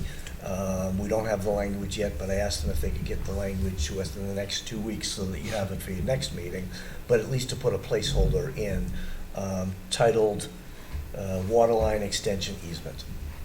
And they'll get. the Waterline language to extension, follow. what? Easement. Because we have to let them cross. We have to let them in. To cross town property. Oh, okay. Yeah, it basically gives them the right to come in and do Yeah, the things we're okay. asking them to do. Does the state need to give them an easement on 111? Like, what does the state have to do? Because that's not ours. I don't think they're coming up on No, because they're 11. not But they coming have to on. cross 111 though. I don't think so. I Aren't they think- doing Codman Hill? I didn't think so. But you know what I mean? I thought it was Swanson and they were gonna put it like basically a stub there. Why did I think they were doing Codman Well, Hill? Oh, no, they're doing Cotton Hill, They too. are. Yeah, because Codman's got Yeah, they're PFAS doing also. They're Yeah, doing they're doing it the, up to Codman. the condos on I didn't Codman. know that. They may be already working with the state Yeah, on not that, our problem. You're right. Right. Like, don't make that my problem. That is their, okay, yep. but we do need to, right. vote an easement to allow them onto town. Oh, so there's no money associated with that? No money associated. Okay, No, it's okay. just effectively, they have the right of way, and so effectively, like, if there was a line break in the future, they would have the right To of way go in to and go, fix that? yeah. Yep, okay, yep, makes sense. Okay. And so those are the three that I have. So let's go back to the volunteer and staff appreciation. Like, my initial reaction was, no, let's not put a warrant article on it. That feels a little uncomfortable to me, not unnecessary. On the other hand, it is an opportunity, so we have to think this through. It's an opportunity to put, say, $3,500 or $5,000 or something into a warrant article. I know you're shaking your head no, but hear me out. I didn't It's an think that's opportunity to put it out there into a warrant article for the same idea. You could use it whenever. And it's, so, I mean, A, is it a way to say, hey, we want to recognize our volunteers, so we want to plan for an event to do that. And if people don't think it's something we should be spending any money on, it gets voted down. Would that have the unintended consequence of making volunteers feel worse if it got voted down? Well, If it a got- lot of the people that are going to be there are volunteers. I was Right. about to say, if you had everybody who volunteers in town stand up at town meeting before it actually started to thank them, you watch, that's who's gonna be there to vote on this, and I wonder if that's not an ethical problem then. If they vote on something that would just. Do you they- think they so? would Oh, I benefit never from. thought about that, a You conflict of can't- interest. you I'm can't- voting for a party for me. Thank you. Exactly. The town can't be held for ethics violations. Well, no, but that's not about, no, but I that's guess. the collective, I think that's one of the exceptions in the public. I the mean, that ethics. just, yeah, you Yeah. can't. Well, I'm just thinking it could play both ways. It could be actually a volunteer, like a chance to encourage everyone on town meeting floor, hey, we really appreciate, everyone who volunteers, please stand up. Yay, we'd love to throw a party, and we would love to encourage anyone else who wants to come to the party to volunteer for town. You know, look at how fun we are. Like, I see it as a recruitment tool. I see it. Just look. Just look how fun we are. So That's stay right. after the last article, and we're gonna bring in ice cream. That's right, and you At get ice 11:30 cream. at night. No, I don't know. I guess I'm saying I don't think it's such a bad idea to put something on the warrant for a small amount of money instead of in the budget, that's all. It's already in the budget. Would you take it out of the budget? I would want to still leave Supplemental. Mike like $1,000 so he can do the things he's doing now, department head meetings, things like that, you know, and then take money out of it for this piece of it. It's not a lot of money, it's not a huge It's not a lot of impact. money. It's not a lot of money. I'm a volunteer, but I also sit on the FinCom. I know. I would vote against this just because it's not a lot of money, but we budget tight and we look at $500 and $1,000 in other people's budgets. Yeah. And you don't have a plan. I don't think it's a bad idea, but you We don't don't have a plan for yet, this give me a week, year. give me a week. Yeah, okay. Okay. You don't have a plan for this year and you do have some money in the budget to start doing some stuff. Right. But I mean, to say, to stab in the $3,000, $5,000, something like that. Let's do 50,000. We're all going to. That's all right. We're Then we'll, going like, make it to. like a Where are we little bit. going? So we're But- really good. She gets an award. But I mean, you don't have a plan yet, right? So, No, well, we would have one by town meeting, you know, Yeah, but we I would think- have I something. think that if we put it on the next year's town meeting, that way we can be a little bit more deliberate and give examples, because also warrant is gonna be printed soon.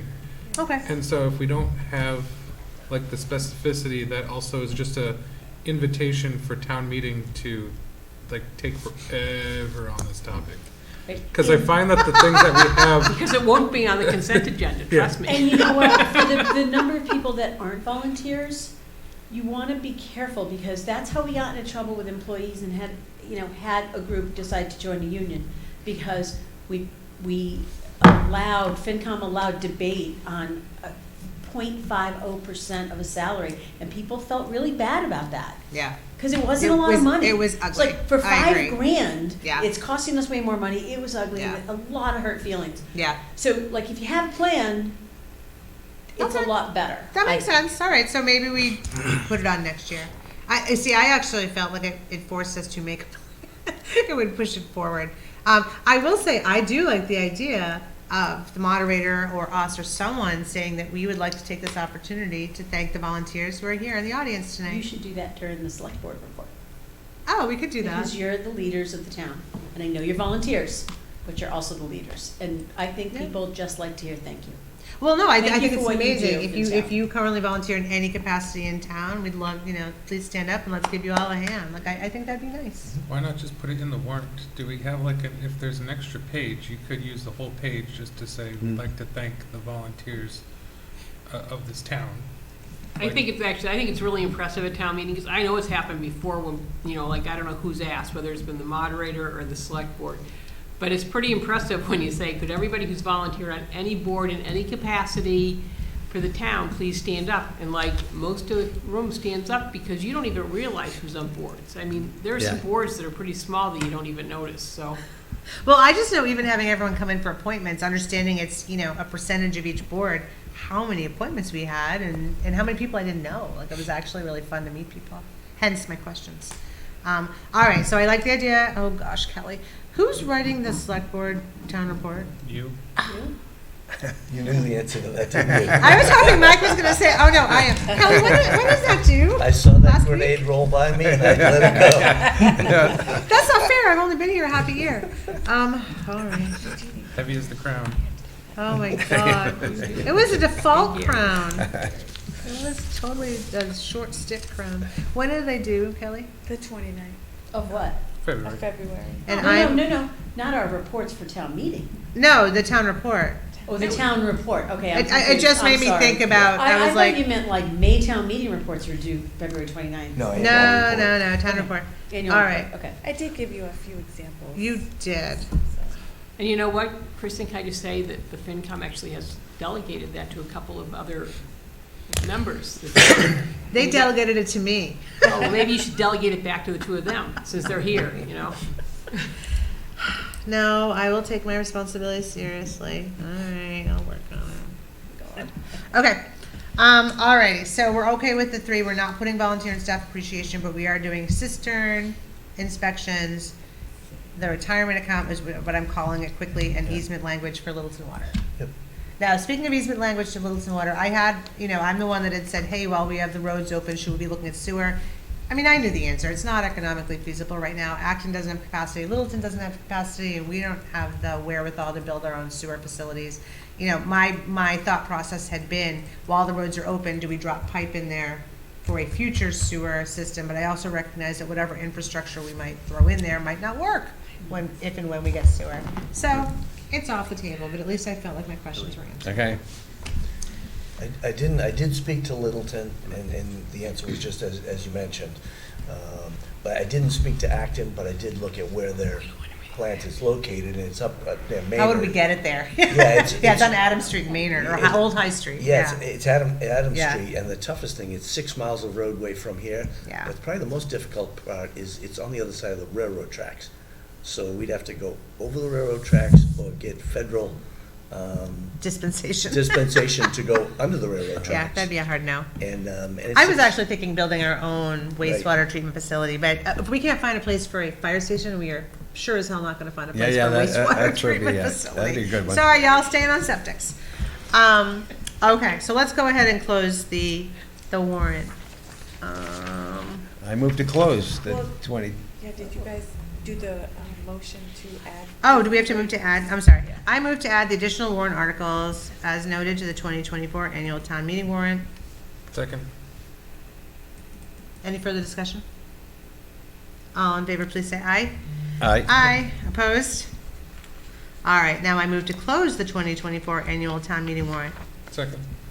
Is there any further discussion? All in favor? Aye. Aye. Aye. Opposed? All righty, and I just want to point out that it is 8:50, and we are right on time. Closed at the annual town meeting warrant, 8:50, and I would like a gold star. Right here. Thank you. The volunteer appreciation thing, we'll make sure we mention. I would like that. Kristen nailed it once. So She we'll- kept us on track once. just to capture part of the discussion, it sounds like we want to use a page of the warrant to recognize. Well, if there's an extra one, so like in the past, we've Yeah, if done there's a- different things with like the Yep, free so page. we'll plan on, working with them to do that, but also, I think part of that is to have the chair of the select board, stand up and recognize all volunteer Yeah, board we'll do committee, that. commission members. Can you help me remember? That'd be good, yes. We'll just have to make sure that we don't forget anybody if we do a page. Yeah, I don't know that we have to do it by name. Yeah. Yeah, no. No. No, You can just, you can say Wouldn't that like, be All the fun, volunteers in though? town. To say, yeah, hey, so my you can say name like is the select there. board just wanted to It's use this fun page unless we to, forget like I one can person. I know, and then we're, Then it's no Yeah, fun. yeah, that's what? a No bad fun. plan. okay, all right, fine, bad plan. All right. 'Cause, yeah, that could. All right. I still, like I said, we'll clap. Maybe as people come in, anyone who's a town volunteer gets a carnation. not a a daisy, not a carnation. I hate carnations. why don't we All right, just well, give now them it's 7:51. Let's go to ARPA. Carnations and one daisy.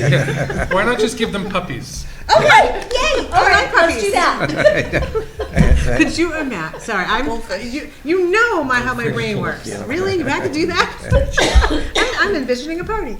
Okay, all right, let's move on. So the next thing on the agenda, I had asked Mike to come in and just update us on ARPA funds and availability, in part because was it the building? What meeting did we? Capital. It was the It was the master plan update for the. That's what it was. With the joint meeting with the planning board. Right, and because some of those funds have needed to be reallocated, the planning board specifically felt that, they hadn't been notified appropriately, they didn't know they weren't getting, and I still don't know that they're not getting, quite honestly. There was a suggestion that there might not be enough money to do everything on the list, so I just asked Mike to update us.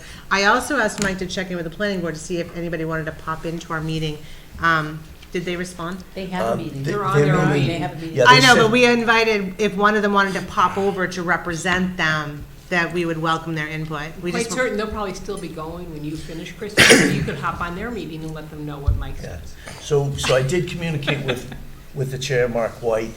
He appreciated the invitation, but he said they're gonna be going till at least 10 o'clock. Okay. And we'll certainly be done by then. And, but he said he appreciated it. But I told him the board wouldn't be voting on their particular item. So he was reassured that he wouldn't. We're not be gonna missing take it. their money away Right. without their input. But what I didn't tell him, doesn't affect him, is that I do intend to take away money from other places. And, They're gonna watch the Right. recording. Here comes Kirby. Won't take In fact- Kirby's money away either, because he's coming out to see you right now. actually, he's one of the, he just, Connected to the floor. You were just gonna take that microphone and take it home with you, right? he Taking your just, ball and going he home. just saw my spreadsheet for the first time and knows that I'm targeting some of his money. Oh, all right, It's true. okay, walk us through. I Okay. think it's Um, Richard. so, Oops. Oh, we got going. Keep that assumed. Why does that keep coming back? No. Huh.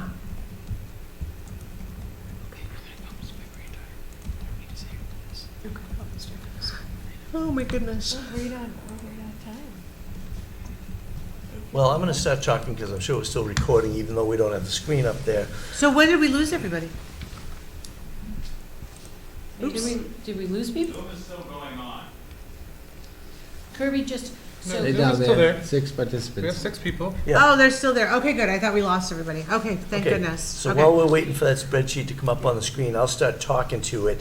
So initially, we had a little over $1.7 million in ARPA funds. And I have a spreadsheet that started back in January of 2022, which was allocating different buckets of money. And hey, John, can you make it a little bigger? that's in the left-hand column there. Thank you. What I did is this third column over, the one that says status 2023, basically the beginning of the fiscal year, those were the balances in the different buckets of money, totaling about $1.2 million, or $1.25 million. As of the beginning of this month, there was about $1.1 million still there. So folks who have, the town that, having ARPA money, we have until the end of this calendar year or next December to appropriate money, and then a year after that, all that money's got to be spent or lost. So what I'm showing in column D is basically where we are at the beginning of this month. And if you go down, so as I said, about there you go, about $1.1 million still remaining of the 1.7 in ARPA funds to the town of Boxborough. What I want to show also on the bottom, she has one. What's that? Oh, Oh, thank you. She knows I like to scribble. Thank you. So at the bottom, I wanted to highlight 3 important infrastructure needs. And we already did vote at annual town meeting last May to appropriate $180,000 for the, $280,000 for replacement of the fuel tanks. That's the 2 4,000-gallon tanks, one for diesel, one for gasoline, over at DPW. And it turns out that's not enough money. The most recent pricing we have for engineering and implementation of this plan is about $400,000, so $120,000 short of what we need. The engineering has already begun. We've already done delineation with our, Did you say 420,000? What did you the say? total is $400,000. 400,000, thank you. And we have $280,000 appropriated from annual town meeting last year. So it leaves us $120,000 short of what we know right now the cost of that entire project is. So, looking at what we have remaining in ARPA funds, it makes sense to me that, the initial intent of ARPA funding was to take care of COVID costs. You want to remind everyone what ARPA stands for? Sure. American Rescue Plan Act, that was a federal act designating billions of dollars to help government, at all three levels, but in our case, in the municipal government, through COVID, but also because of revenue loss in COVID, like in our case, restaurants shut down, the hotel had to shut down operations, many businesses, and of course, many people were up against it with, in their private finances because of loss of jobs, that sort of thing. So the town received $1.7 million. So the fuel tank is the first one there where we come up $120,000 short. The intention of that ARPA, or American Rescue Plan funding, was to fund critical infrastructure needs as well as, getting through COVID. We've gotten through COVID, and up in front of you are three of, I think, of the biggest infrastructure needs in front of us. The middle one there is replace the Liberty Square Road culvert at Guggins Brook. The brook has overtopped the road 3 times in the past year, and DPW was out there at the second to last time and actually inserted part of it at one end of that culvert collapsed. It's stone with a pipe going through and stone at each end. They put a smaller diameter pipe through just to hold the opening to allow some water passage. But we know that this needs to be replaced at some point.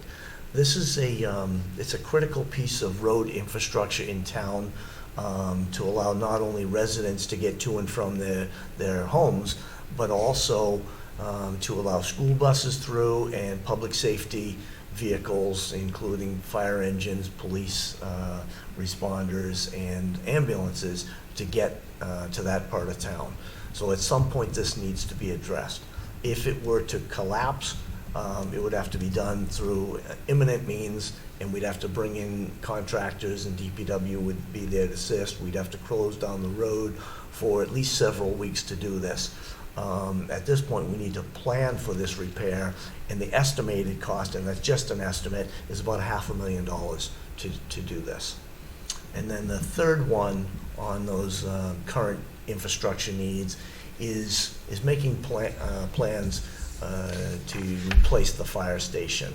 What I have there is site analysis and conceptual designs to bring something to the voters at annual town meeting. Right now, we have about $20,000 from a previous town meeting for professional services, but we know that to do this right and to get actual pricing that we can, is somewhat accurate and at least conceptual drawings to town meeting, it's going to be about a little over $51,000 to do that. So what I'm suggesting is that we take about $35,000 from the fire line, which is line 16, where they have $142,500 designated out of ARPA funds to do cistern inspections and repairs. That work does have to be done. It hasn't been done yet, so I'm suggesting that we take $35,000 out of that for the more critical need right now, which is preparing the voters and the town for a fire station. If you want to go back up again, let me just have you, take a chance to look down these lines. We have everything from administration of the ARPA funds, which can include accounting, legal work, and also oversight of certain projects. HVAC and space, we're not gonna need all of that money. We've already done HVAC or duct clean out of some of the buildings, so that's where some of that money was spent. All the money in the 2 lines has already been sent to the school. Burke, that money has been used. The capital investment in broadcast and Boxborough TV, some of that has been used, such as the acoustic panels on the walls, the acoustic ceiling tiles, the OWL cameras on television, some of the upgraded equipment that's in the broadcast room back where Kirby is sitting. That's where that money has been used. The town, I don't believe, is going to need to use all of that money, so there's still $140,000 sitting there. The next 2 lines are DPW, and that's for MS4 stormwater planning. I think I'm about to be corrected. Is some of that money already? No, I was just going to point out, some of that money had been set aside, thank you, Wes, to look at the new safety building and put in another video suite as well. Do you know how much that is? It depends on what the size of the facility is, sir. I would not like to just put a coin out there, maybe $40,000. Okay. So of the, thanks. So of the 140,000, 141,000, maybe there's going to be 100,000 of that left. So I would advocate to using that 100,000 towards something that's more imminent, like the culvert, like the fuel tank replacement, like the conceptual drawings, and site analysis for the fire station. Lines 10 and 11 are both for DPW, stormwater management, mapping, and problem area evaluation. That money is all committed already. In other words, we have contracts signed to do that work. It just hasn't been spent yet. The next one is one that the land use department advocated for, and that's $100,000 for document management. That's the one that the planning board seemed interested in. What is document management exactly?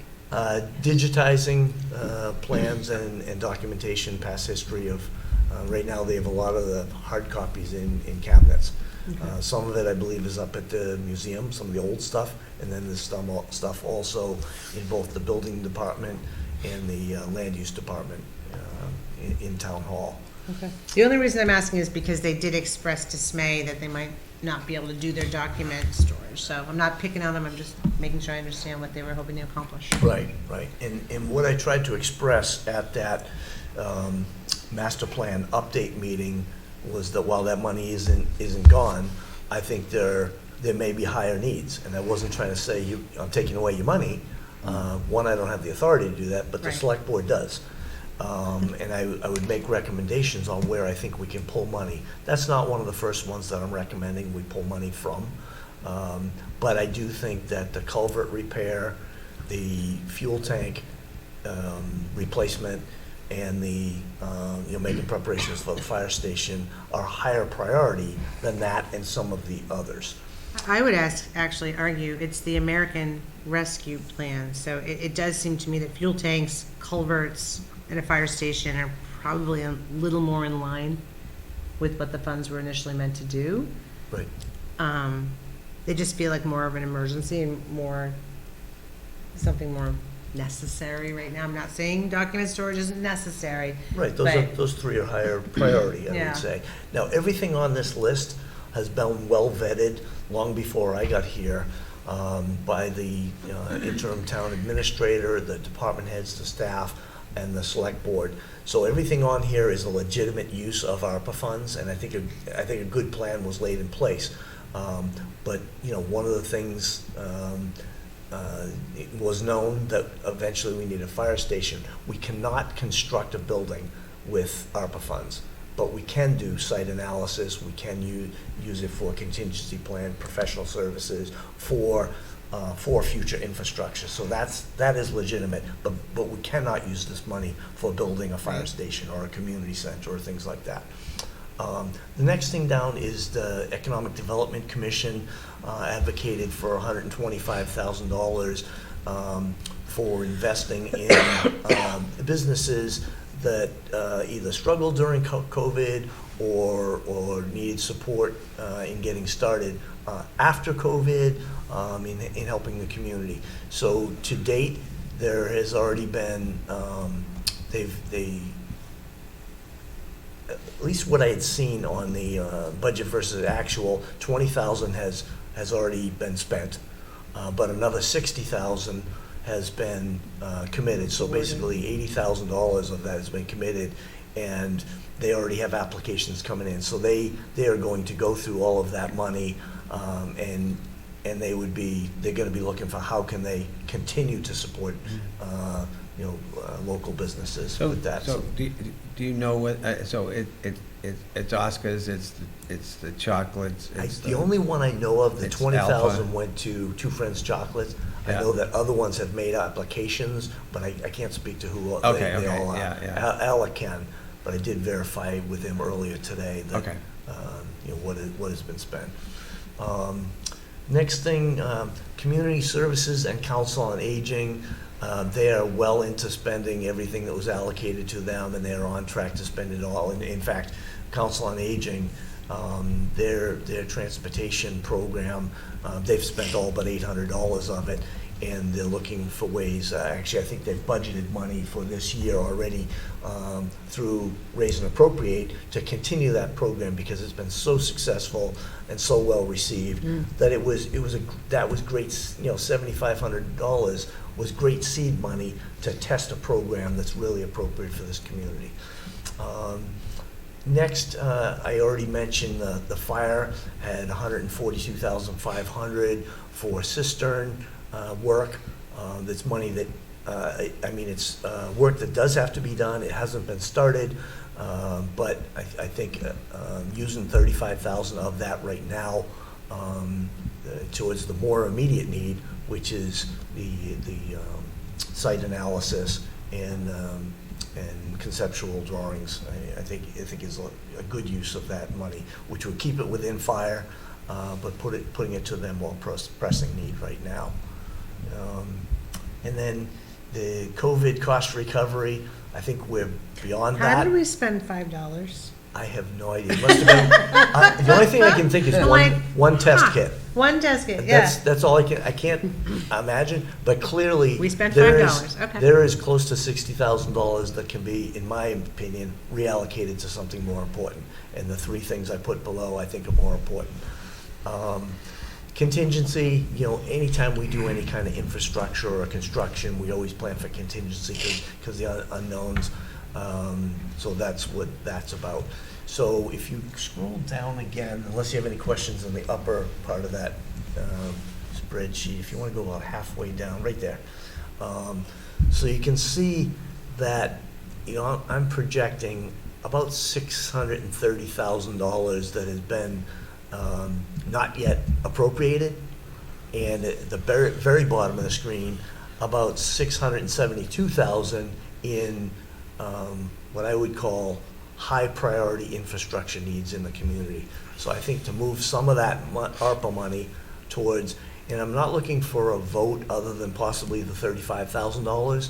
The rest of it, I just wanted to give you an update on where we are and what I think we should consider doing at a future meeting, reallocating some of that money. We did the culverts in the warrant right now, right?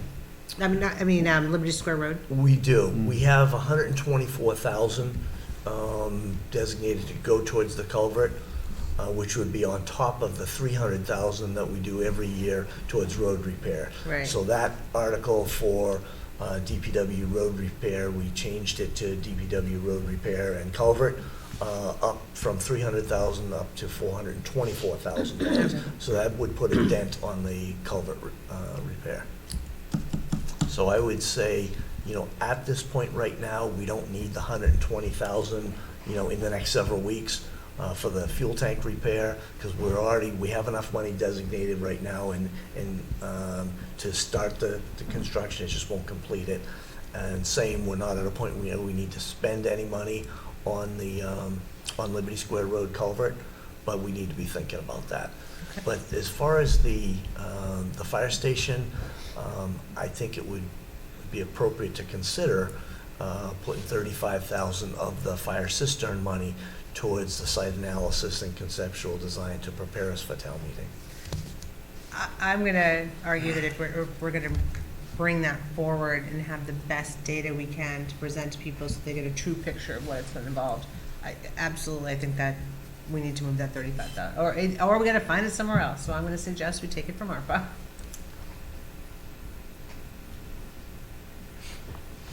So that's all I have no unless issues, there are I have questions. no issues with that.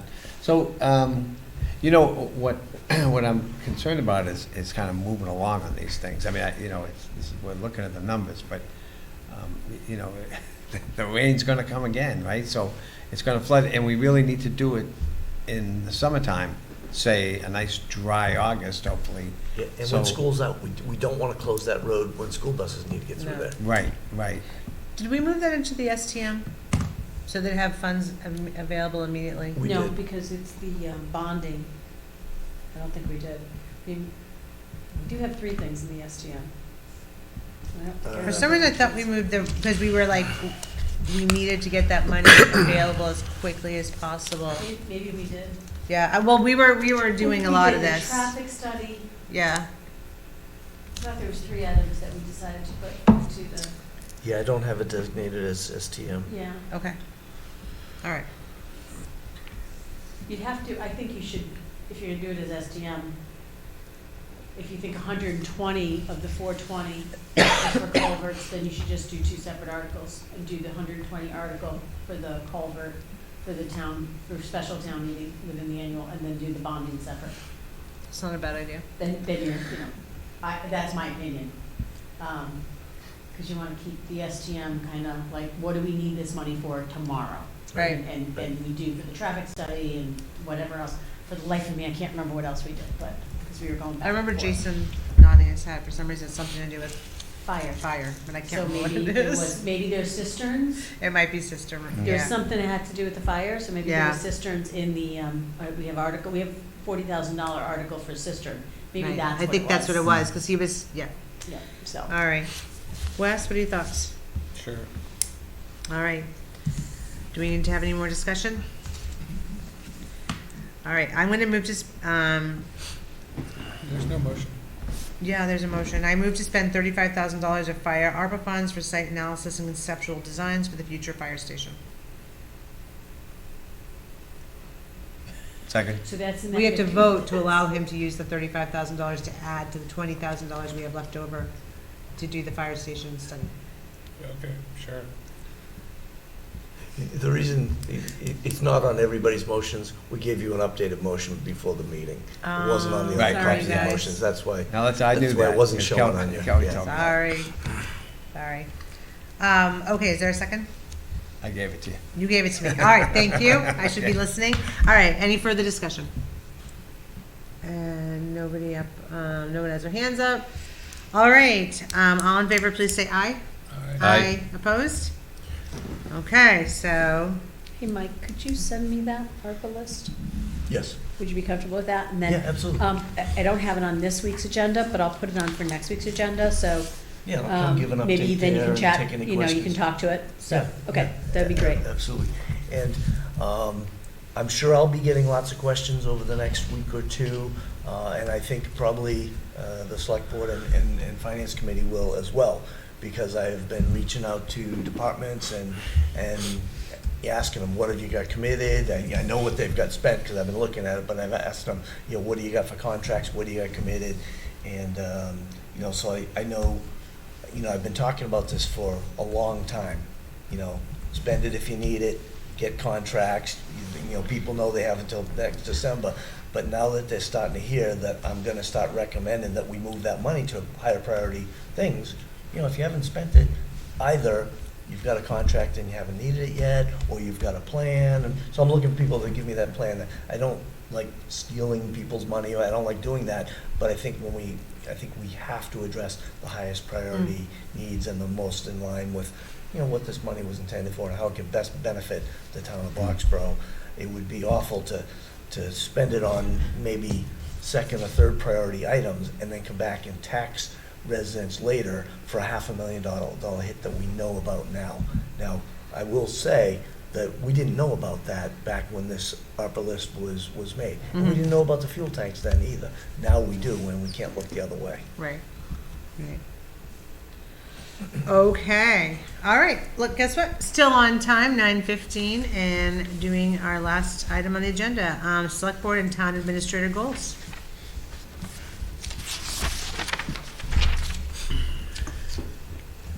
So if you could, put up- is it in the, so Kelly's gonna bring it up. Nah, thank you, ma'am. As of right now, FinCom is still in person tomorrow night in hybrid, and they just reduced the snow totals again to like 2 to 4 inches, 4 Wow. to 6 inches. All right. Nice. So, we'll probably, I don't know, unless something major changes at 3:30 tomorrow, I'm gonna make a decision, and I will email everybody in case you wanna come to me. All right, Okay. Thank you. Sounds good. thank you. Thanks for coming. Okay, so I broke the, I worked from the draft goals that we had, talked about over the last two meetings, or the last two meetings that we discussed this. And I updated, edited, added a few things, and I broke the list into two categories. The top 10, I think it's 10 items, are what I call the one-year strategic focus. And then the bottom 10 or so, I moved into more of a 10-year strategic plan. And clearly, this is just a draft, and I'd be looking for feedback. I think one of the ones near the bottom of the list on the 10-year strategic plan was discussed a little bit earlier, and that was town sewer. It's still on this list. We can cross it off. I mean, Okay. honestly, it doesn't even, it makes no sense. It's not gonna happen. Unless something is significantly, if something changed significantly at the state level, it's not gonna happen. Okay. And I think this, the list, the two lists you have up here, are probably too long of a list to do them justice this year. But I think it's, kind of a salad bar approach. Let's, choose or select the things that are of highest priority to you, and move this forward maybe to the next meeting when the full board is here, and maybe at that point you're ready or comfortable, or I guess all five of us get a vote, so that the Yeah. 4 board members and the TA, and set our chart, or chart our course rather, for for the 1 year things we want to try to accomplish, as well as I mentioned several meetings ago, we want to think about these goals as what do we want to accomplish in the next 20 years, and what do we set up as the points kind of to navigate us over the next year towards getting there. I mean, I know that my goal for the next year is people first, basically employees. So that, I'm looking at this, we have to negotiate union contracts and employment contracts. That's not a want to do, that's a have to do. But looking at succession planning, professional development, employee well-being, engagement and appreciation, communication, roles and responsibilities, and culture statement, I kind of feel like that's all that people first. Because I feel that that's one of your strengths, and that then trickles out to the customer service, the budget forecasting, that kind of piece of it. But that's just my thought. And As I look at it, these are all important for the money of the town. I mean, it kind of like addresses the day-to-day business, and making sure that it's a well-oiled machine. And so I'm good with all of those. I'd like to see that. I'd like to see some of these things moved up. Like, what was I looking at? The fuel tank replacements. Can we do that this year instead? I mean, why would we not why is it on try the to get 10-year that done plan? this year? I would say that the first 4 of the 10-year strategic plan Yeah, you don't have a choice. really are going to be this year. Yeah, okay. We won't complete the water line extension in the next year. Yep. Nor will we complete the fire station.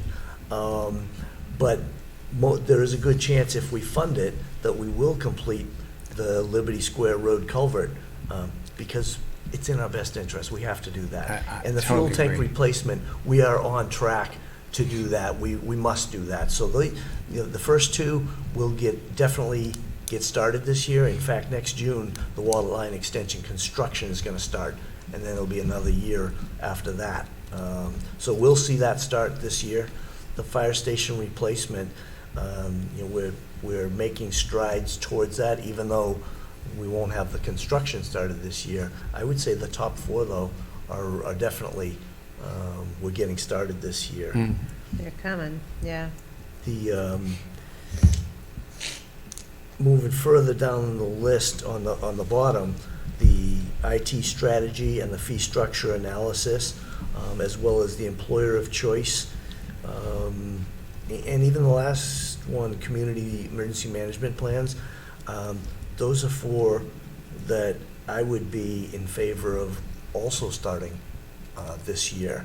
And I think the fee structure analysis, I think that's something, if that was important to the board, that's something I think we could complete within the year. And the employer of choice, I want to be clear on the employer of choice, the second one from the bottom. This is not my idea. It's not the board's idea. This really came from the chair of the personnel board, Lee Slade, working with the personnel board and Rajan. This is really their baby. But, and they're going to come in, Rajan and Lee are going to come in and give a presentation to the board on this employer of choice. But I didn't have this on my list of things because I didn't want to sell this as my idea or the board's idea. Really, this is something that I wish it was my idea, because it's wonderful. And I think by, if the board is in agreement, I think the select board giving the stamp of approval on that, I think helps the personnel board and Rajan working on it, but I just don't want to take credit for something that's not my idea. And that's why I put it in collaboration. No, but it makes sense that you've got to still be part of it, so you're Right. making sure it doesn't fall off the radar and then you keep moving it forward. Right, but I appreciate you giving credit where credit is due. That makes good sense. Yeah, they've done a lot of research and work on this, and it's definitely something I think that will benefit the town greatly. But to answer your question, Dave, I think the top four in the 10-year list Yep. and the bottom four in the 10-year list are really all get started this year, or could. Yeah, you know what I don't see here, and maybe it's a given, is the successful transition of the from the dispatch from the police station. Oh, yeah. You know, I mean, Yeah, it's going on now, but Yeah. it's still gonna take a little bit of adjustment, and I think it needs some focus. That's a good catch. Yeah, I'll put that up on the top list.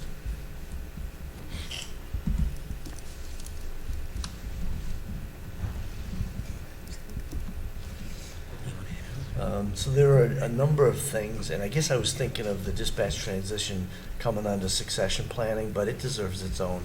There are a couple other things that come under succession planning. There's many things, but one is finance director. Succession plan from our town accountant to the finance director. Another one that falls under succession planning is a permanent fire chief. Under the next one, under negotiating contracts, so it would be the 3 union contracts, which Rajan and I are going to start negotiating with the 3 unions and their negotiating teams in October. I've seen many municipalities fall prey to thinking, okay, the contract doesn't expire until the end of June, so we'll start negotiating it in January, we'll get serious about it in February, and then the late. afternoon of town meeting in May, the negotiations still get going on, and I think that's the recipe for poor negotiations. And You so- wind up rushed. Yeah, so I always start in October, and Rajan and I have talked about this with the unions, and so that's the plan, is to start in October, give us that same amount of time, but let's finish them up by by March, so that we can then get into the implementation part, writing up the MOUs and how does how do the unions and the town, including the treasurer's department, actually implement those contracts. The other one is that any personal contracts that are gonna be coming due in the next year, starting to do those. So I think about the Director of Land Use. My own contract will be, next November, I'll be within a year. And so that's something that the board and I want to start talking about. And certainly I'll start talking with Alec about his, and then next, in the following ones to that we've got plenty of time left on the DPW director's contract, but within the next year, we'll be talking about a police chief contract, fire chief contract, the assessor's contract. So those are ones that I would lump into that second bullet for contracts.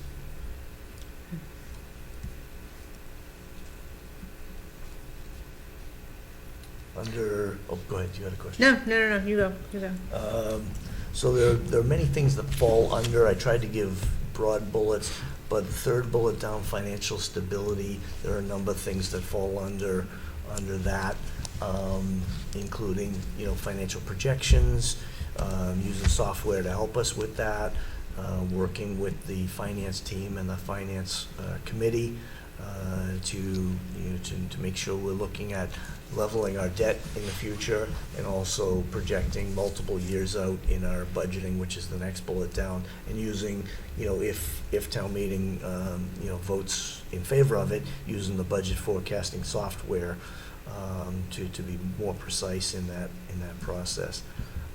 Customer service. So right now, John is finishing up the process of doing the employee engagement survey, and I saw he sent out an email again this week for a reminder for anyone who hasn't participated, and I believe he's got over a third of the employees have responded to it so far. Oh, that's good. But he's looking, and that's good response, but really we want to hear from all employees, and that would be the goal. So he's working on that. But the follow-on to that would be a customer service survey. How do residents and resident businesses feel like they're receiving service when they come to a counter or pick up the phone or send an email? Are they getting the sort of engagement from their town staff that they would expect? Why do I feel like the previous select board did that? Am I crazy? Like, didn't you have like comment cards or something at all the windows?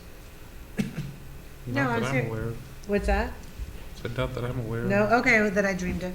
Well, I mean, it could have also been before my time. Right, I don't know. It's something I've talked about in prior meetings. Okay. That it's something that I very much want to do and we intend to do, is to provide hard copies at every counter of every building, as well as a QR code, as well as something in Boxborough News, on BXB-TV, and on the website, engaging with anyone who engages with us, and find out how are they receiving services, both public services on the street as well as personal relations when they do business with any of our town staff in the way that they would appreciate.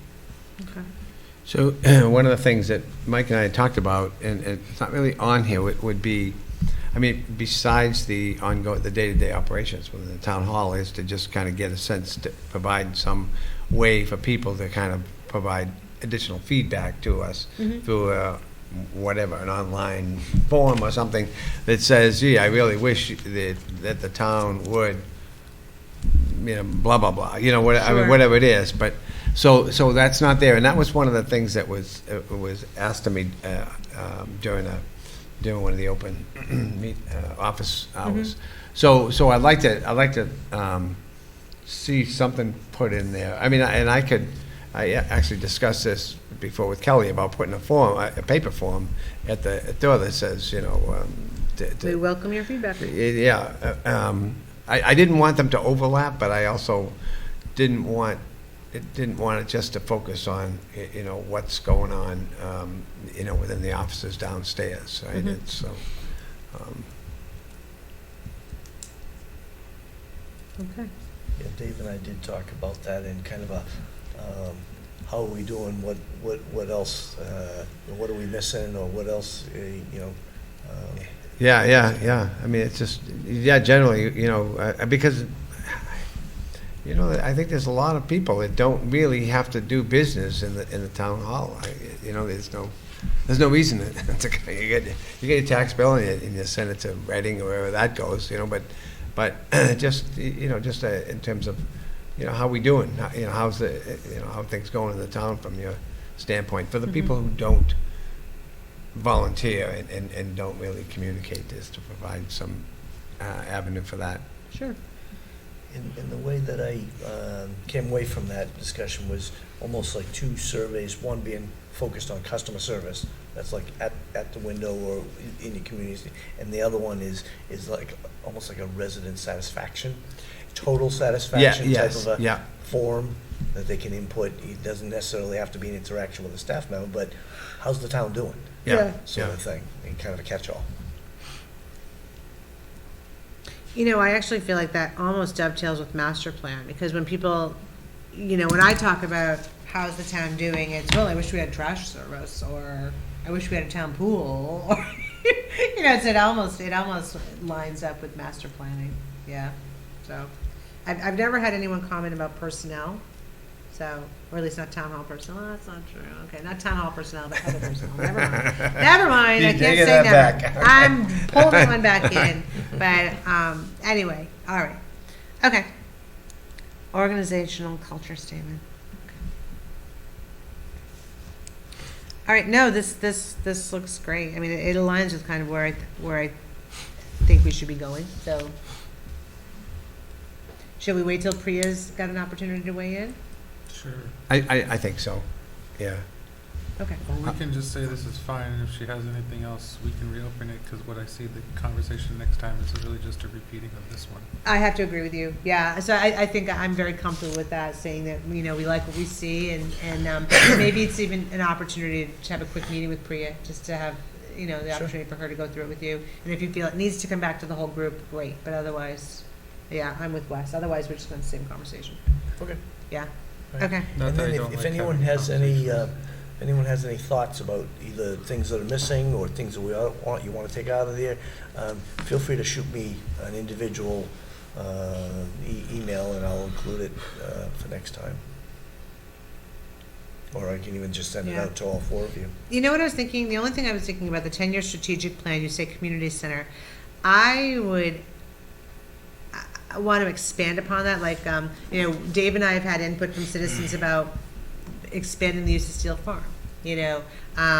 Input about the community center that we have now and how it could be used. I've had people say, why aren't we buying the yellow building across the street from where the fire station is going to be? So I actually think it needs to be kind of more of a global survey of, okay, what facilities are under our control, what should the town consider purchasing, and what would we do with it? But I mean, I'm a big fan of use the resources you have, and, so that's kind of where my brain is going is.